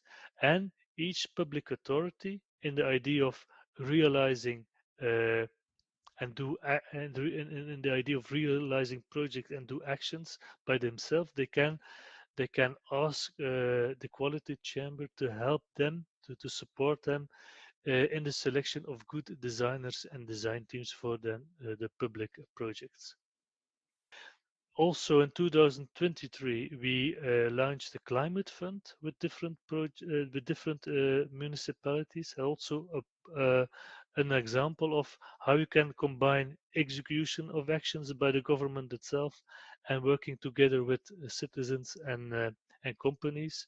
So it's a kind of crowdfunding. Public can give ideas of how they can do specific action projects concerning climate adaptations. Then the crowdfunding projects start, and if they have enough money, if that crowdfunding is successful, the municipality can add extra money to realize the project. And finally, it's also important to know to realize that the public authority has a lot of power because they can do a lot by themselves too. They are really too an actor in realizing the planning objectives. They can acquire strategic grants to redesign. They build buildings that have to be qualitative and can be an example for everybody.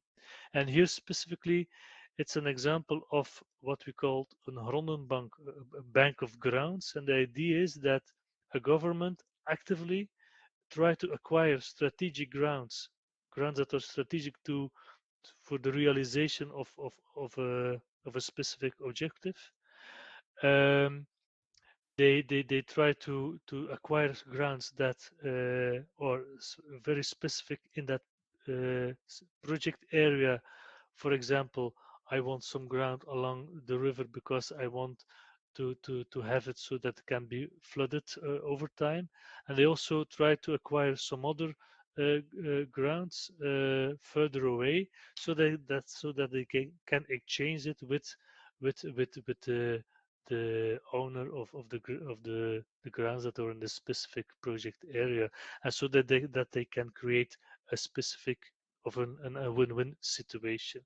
So by acquiring grounds, you can also do a lot. And I think a little bit over time, but I will conclude that the spatial policy plans, that they are really a new step towards a more strategic planning in Flanders, because they are more agile, they are flexible, they are more focused. They are focused on actions and partnerships. But I want to emphasize that you don't always need that type of planning system to be strategic, to do strategic planning. With political will, with planning experts, you can do a lot with more informal instruments. And I hope that you're at least a little bit inspired with these type of examples of frameworks, cooperation and execution. Thank you. Thank you so much, Bram. That was outstanding, I have to say.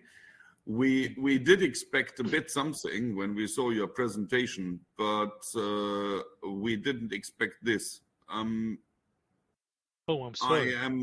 I'm really flattered, and most of all, I have to say I love a lot how you in the end were, because I was for sure all the time listening and asking myself how the heck, I mean, as a pedagogue myself also, how the heck do we want to actually transform society? How do we want to transform actually decision makers? How do we actually really want to bring all of this hyper democratized understanding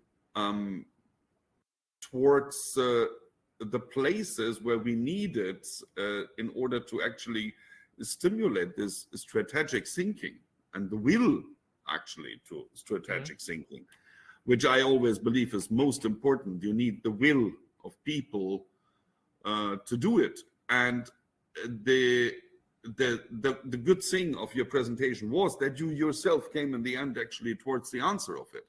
And most of all, I would love to really emphasize how much I personally, as a big fan in planning models of informality, how you in the very end pointed out exactly also with this slide, like you said, like, okay, I invite you all to be more informal, and really you don't need to have any planning process or whatsoever. You don't need it. Just go out and take action. So thank you. That was extremely stimulating, and it was actually motivating. That was really very, very nice. I hope you still have, I know you are in a position where you probably don't have too much of a time, but I hope you still have a little bit time to join us, because we have still Frank to come from Weimar, who is like slightly a little bit moving towards another theme, nevertheless also a very important theme. So, but for now, Bram, thank you very much. And it would be nice, you can like switch off your webcam for the moment and your presentation, so that I can give the floor to Frank, who I hope is there. Frank, I right now have made you already presenter. So, yes, welcome, super. welcome. Yes, There you are. thank you. Hello, Thanks so much. Weimar. Warm greetings Hello. to Weimar, or wherever you are, maybe in Frankfurt, I don't know. Yeah, I'm in Austria at the moment, but in Austria, it gets yeah, even better. Okay. I don't know. I don't know. It will take a minute until I get my presentation uploaded, so I can maybe start by telling about my presentation while you were listening to me. So I thank you once again for. Oh, it says it cannot upload the presentation. It's too big. So let me try something else. Okay.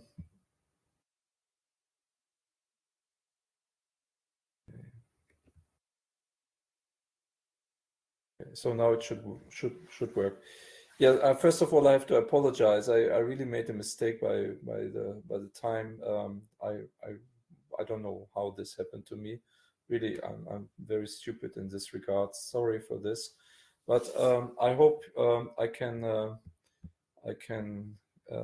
compensate this now with an interesting presentation, I hope. So thank you once again for inviting me to this conference. And my subject is very much, I think, addressing a subject that is relevant to many of us in countries where populism has been very strongly politically and society, and has started to influence also our work as planners and in the city administration. So I want to talk about this and against the background of my own work here in East Germany, and I want to give you some very brief understanding what I'm talking about when we talk about populism, what it means in general for local planning, what are our experiences so far.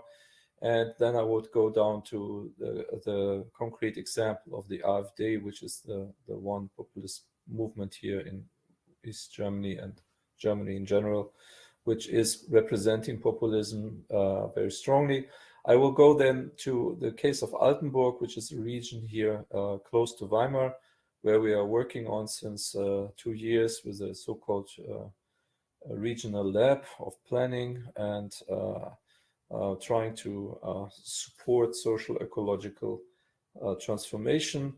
And I will show you in the case of Dobic, in a small village, a little bit what we are doing as a project, and I hope we can come then back to what our lessons are from this work. So let me start with the issue of populism. Okay, there's a lot to be said, and you will find a lot about this in political science. So I take a little bit a very selective view on it.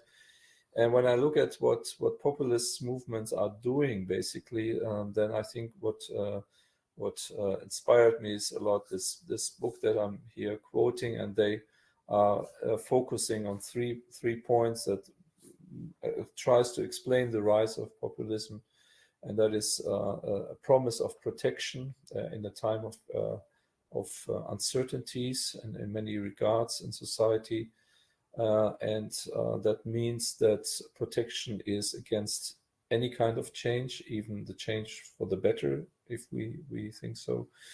And what is problematic is that yes, there is a certain attitude towards knowledge which is not helpful, which is very complicated, as it is on the one hand side very strongly emphasizing that everything should be based on knowledge, but only if that knowledge is somehow supporting preconceived ideas about how the future should be.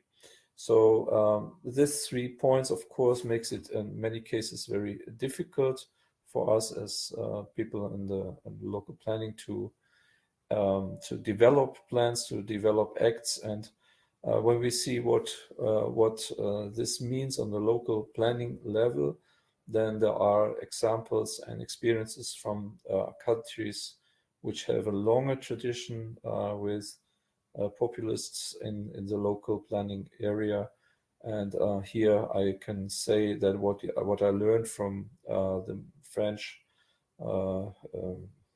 populist movement, which is much stronger and older than the AfD in Germany, then we can see that yes, we are getting the same experiences now, that there is a radical criticism on planning projects of basically everything that has to do with social and ecological transformation.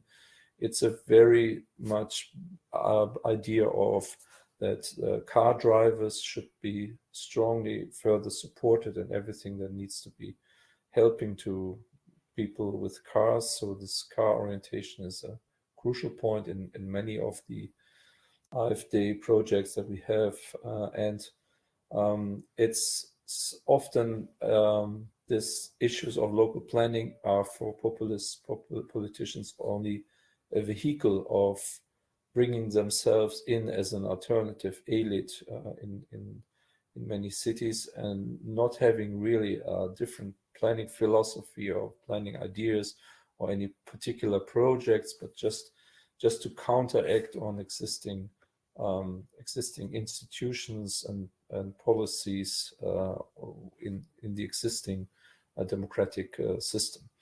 So when we look at our populism, which is rising very strongly in the last 10-15 years, then what we see is that they are cultivating very strongly a sense of localism, emphasizing that that the local people should have the say in everything, and that it is not something that have to be followed from above. So it's a lot of we here against them there in Berlin or Brussels or wherever, and that is a very strong attitude. They have, I would call it, a flexible attitude to knowledge, science, arts, and facts in general. As long as they are in line with what they want, then they are really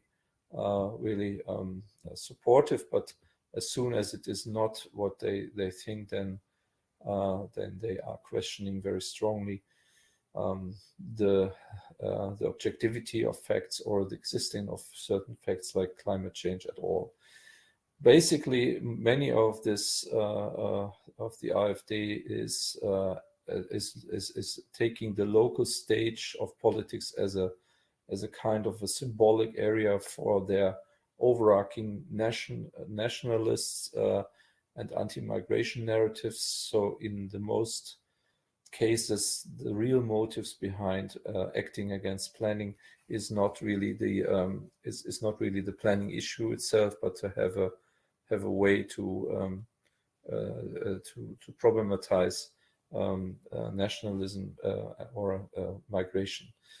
What we see, especially in the case of the AfD, is a change from a kind of a party that has been motivated by some people to be against the introduction of the euro currency. Now it has become a very strong right-wing extremist party, and with Björn Höcke here on the picture at the left and on the right, he is clearly a fascist and a Nazi, and there is no doubt about it. He's very open and proud about it. So this party has been more and more under his control, and he's nevertheless people are supporting him very strongly. And this year we have regional elections, and as you can see on the paper here on the left, the AfD is assumed to be the strongest party, meaning that 1 of 3 voters will support this party, despite the fact that the most of the voters know that this is a right-wing extremist party. Okay, so what can we do, and what are we doing in this situation? You see here East Germany on the right, and the red spot is Altenburg. It's a very beautiful city, as you can see here on the left. It was an industrial place for certain in the socialist period of time, and nevertheless, it's in a very peripheral situation, and that's why when you take away the beautiful pictures of the promotion and the tourism, then you will see that is a city in decay, with large parts being empty and rotting down, as you can see from these 2 pictures. And in general, the region is very strongly shaped by continuous loss of youth. Everybody goes away after school to make a career or to find a job somewhere else. It's thereby getting grayer and grayer, older and older, and people are needing more and more support, which at the same time is decreased because of the economic crisis of the city, and that's why there is a deficit health care and a reduction of mobility.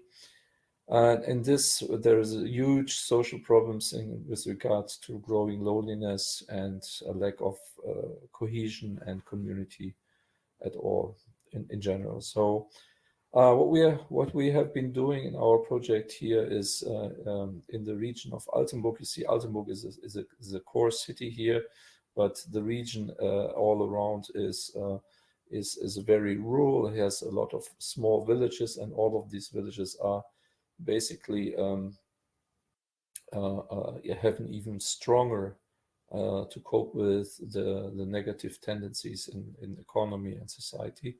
So we focused on this village, as the core issue is here that there is a castle in this village, and this castle is a very symbolic place. It has been rotting down for 30 years because there was an owner which didn't take care of it, and now luckily there is a Swiss person who is engaged, who was very rotten castle, and who wants to bring the community together in this place. And he asked us to join him to find out how this could be and how we could work together to rescue this building, but with this building also to recreate a communal life in the place. Now our project was is that we did a survey in the village about what the future use of the castle would be. We have been doing a need analysis regarding demographic change and care.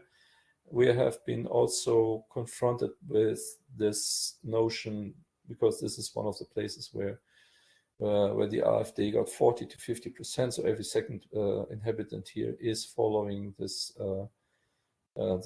populist movement, and is simply kind of a very difficult person to get with. So if you talk about creating community life, how do you integrate them? And our approach was to say, let's go back to the roots of the problem. Let's reconstruct the narratives that people are working with. Let's see what they really think, and let's give it a space, and let's have a view into it, where we can maybe find some affiliations to the needs that we are analyzing and surveying, and to get out of this feeling of depression and of powerlessness, we said we need to have a proposal, make planning perspectives visible, and to have a public debate at the end, so to push the community to get together.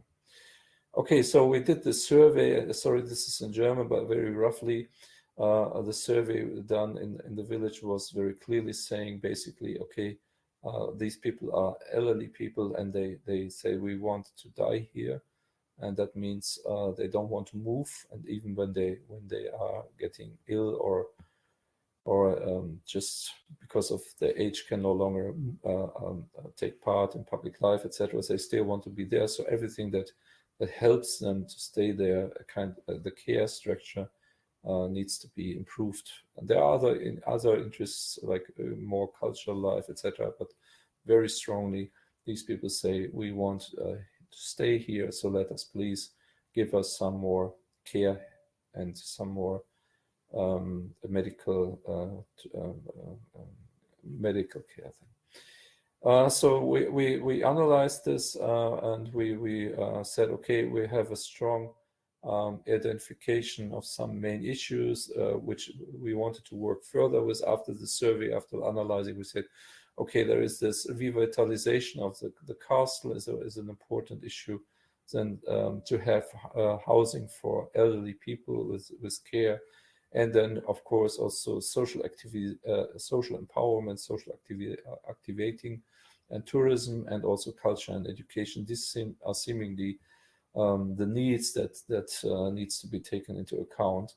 And when we want, then in the next step, we said, okay, what exactly would be needed?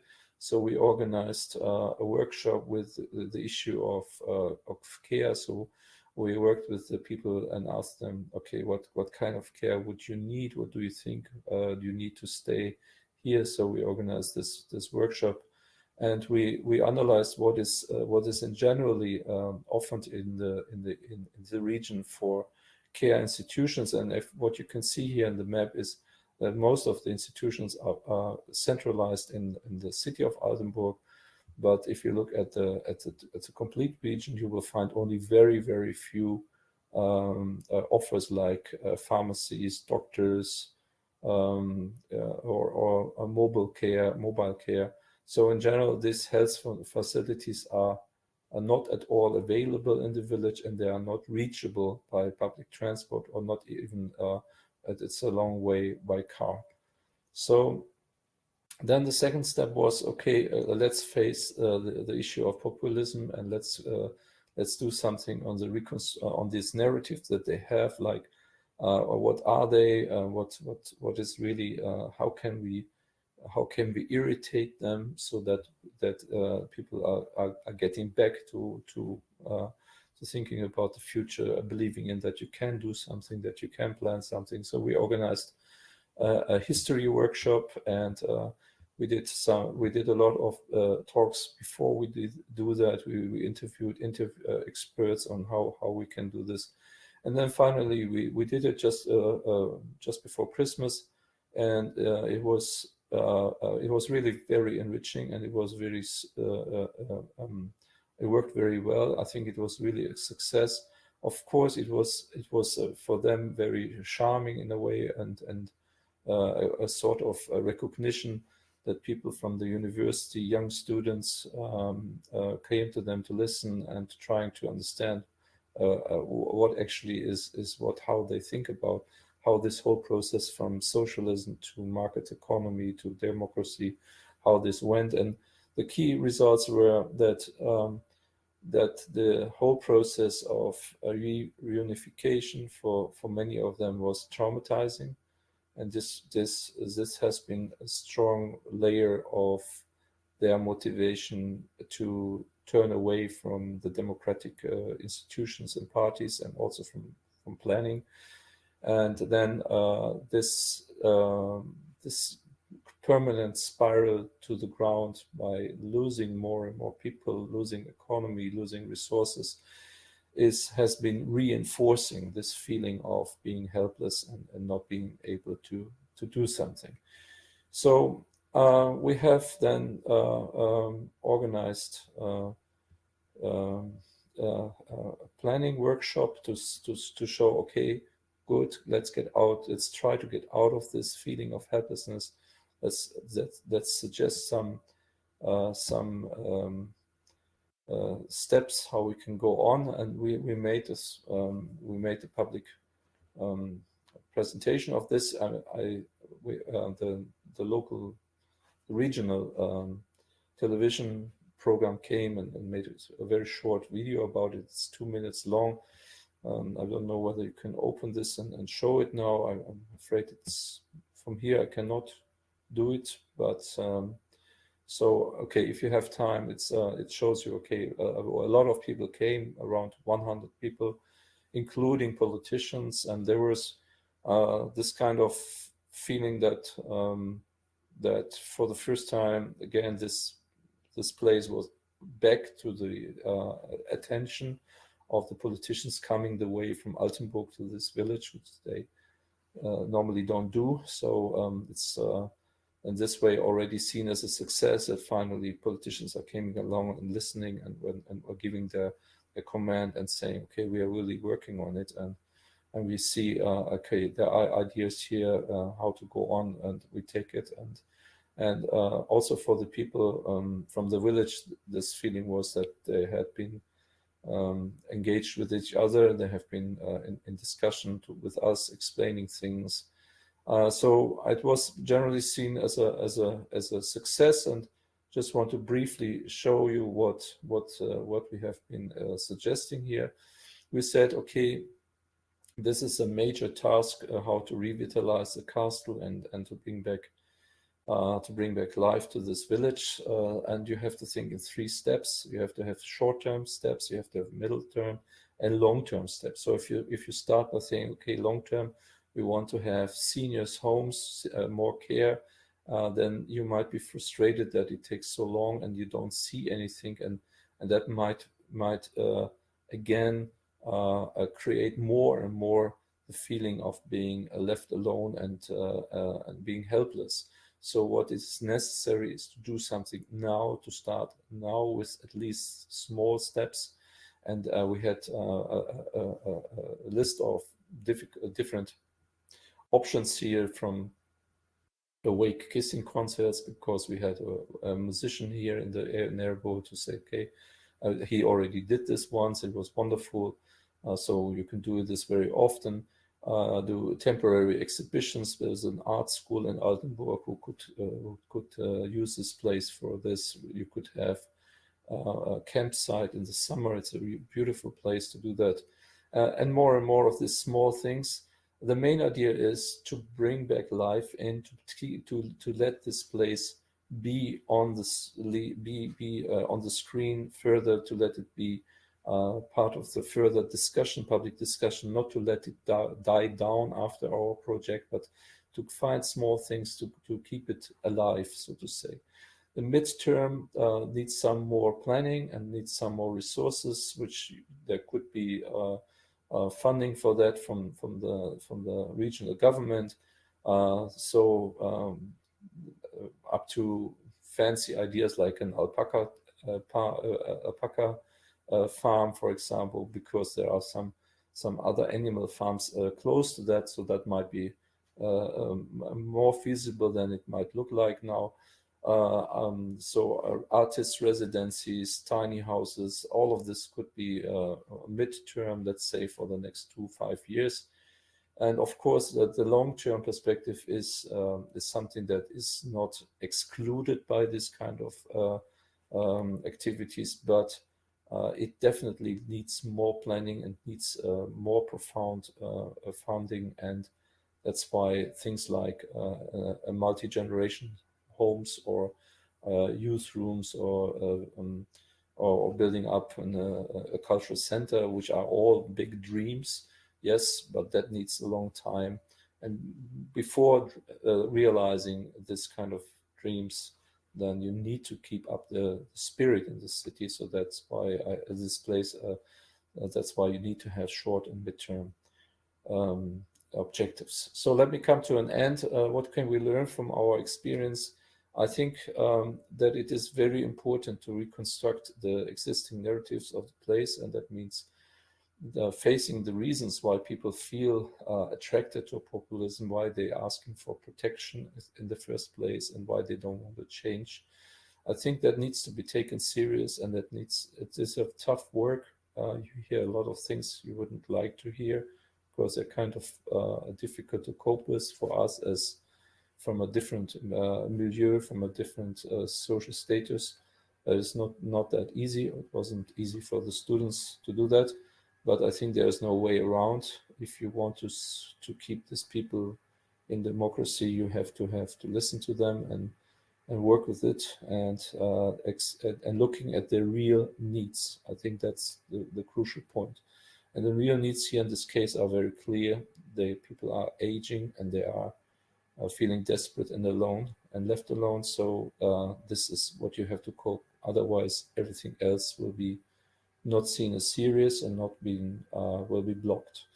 So you have to make proposals. It's not just to listen. It's something you have to make up your mind. You have to engage intellectually by saying, okay, we see the difficulty and we are not promising anything. We are going step by step. And then I felt that a lot of people say, yeah, okay, you're honest, you're serious. And of course, we are not politicians. We are not blamed for the situation. So we had an easier role than politicians. But yes, you have to be present. You have to not just come one time and then go back. So you have to be on the spot, and that's for us as academics and from Weimar, which was 1.5 hours by car away, is not that easy. Re-establishing trust, I think, is what is the core issue. If you want to do any kind of meaningful planning in this situation with this rising populism, then I think planning is a very good tool to do this. It's concrete, it's local, and it's something that people can understand easily. So I think urban planning is a good tool for countering populism. Thank you very much for your attention. Yeah, Frank, thank you very, very much. That was, as I surely expected, unfortunately also in a way, not the easiest presentation, at least for me, since, you know, my family is also partly living there, not exactly in Altenburger Land, but in Jena and Weimar. But your approach is, again, on the other side, bringing a lot of hope and really like demonstrates how things can be different if we actually are ready to respect also planning as and planning initiatives as something that actually can change also something. So it was a really, for us at least now altogether, a really long day. We have since 9:30, actually 10 o'clock in the morning, but nevertheless we had a staccato on presentations, and we have had most of all a very, very, very interesting and very the variety of presentations today was, I really have to say, far more stunning and surprising than I've had that for many years. And I don't know how long, but I do it more than 10 years being part of this conference, annual conference. So this is something that was really impressive this year. Funny thing is we haven't even closed yet, because tomorrow for sure is the second day. Tomorrow will be, as to say, a live day. It will happen here in Riga at place where I'm right now sitting. Nevertheless, for sure everybody can also join online and like have an opportunity to see what's happening. But I want to be honest, against the program a little bit, but I already talked with my colleagues to say, like, we have soon local time 3 o'clock, and that's also a good reason to say, like, we close down. We don't make a big discussion anymore unless anybody has a serious interest still to like say something, then you are for sure 100% welcome to do so. But in the moment, I myself feel also quite very overwhelmed, I have to say.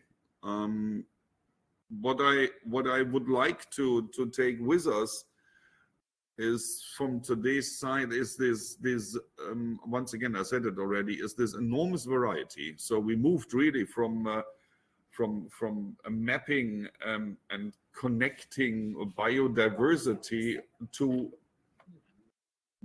mapping biodiversity to actually analyzing landscapes up to now in the very end to modules that could assist in order to actually counteract rising populistic trends and models that can work actually with planning, which is fantastic.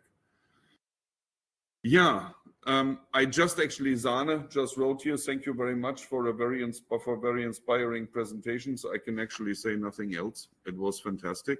And now in the name of us all here, especially the coordinating team, Gunther and Petris, and slightly, little bit myself, and then next to me is also still standing Armans. So from our side, I would say, as to call it punctually 3 o'clock, we call it a day. And from Walter still, thank you for the presentations, everyone. Personally, my biggest thanks to Frank for bringing up something I find especially important. Yeah, Walter, I totally agree, more than agree, as you can imagine. But since Walters and I know each other also due to other activities, this is something that very much plays also in the role inside, for example, intercultural planning modules. So, as for today, I would like to wish everybody a very, very nice afternoon. And I wish everybody to as much Latvian, and definitely also that you have the chance to join tomorrow. And a couple of those I have seen here today will also present tomorrow. A couple of students also will be very interesting. And those who are in Riga or around Riga, who are slightly a little bit interested in architecture, and I say only slightly is enough, please join us. I need to make a little bit of advertisement. Please join us at 5 o'clock in the National Library, because we will have an exciting, super exciting exhibition opening about Astra Sardinia, the totally blind spot of Latvian architecture, the most famous architect of this country that has been forgotten entirely. And we will show a little bit something. We will give a glimpse of her work and also our reflection on that. But this is not so much a question of spatial planning, certainly. Now, warm greetings to all of you and goodbye.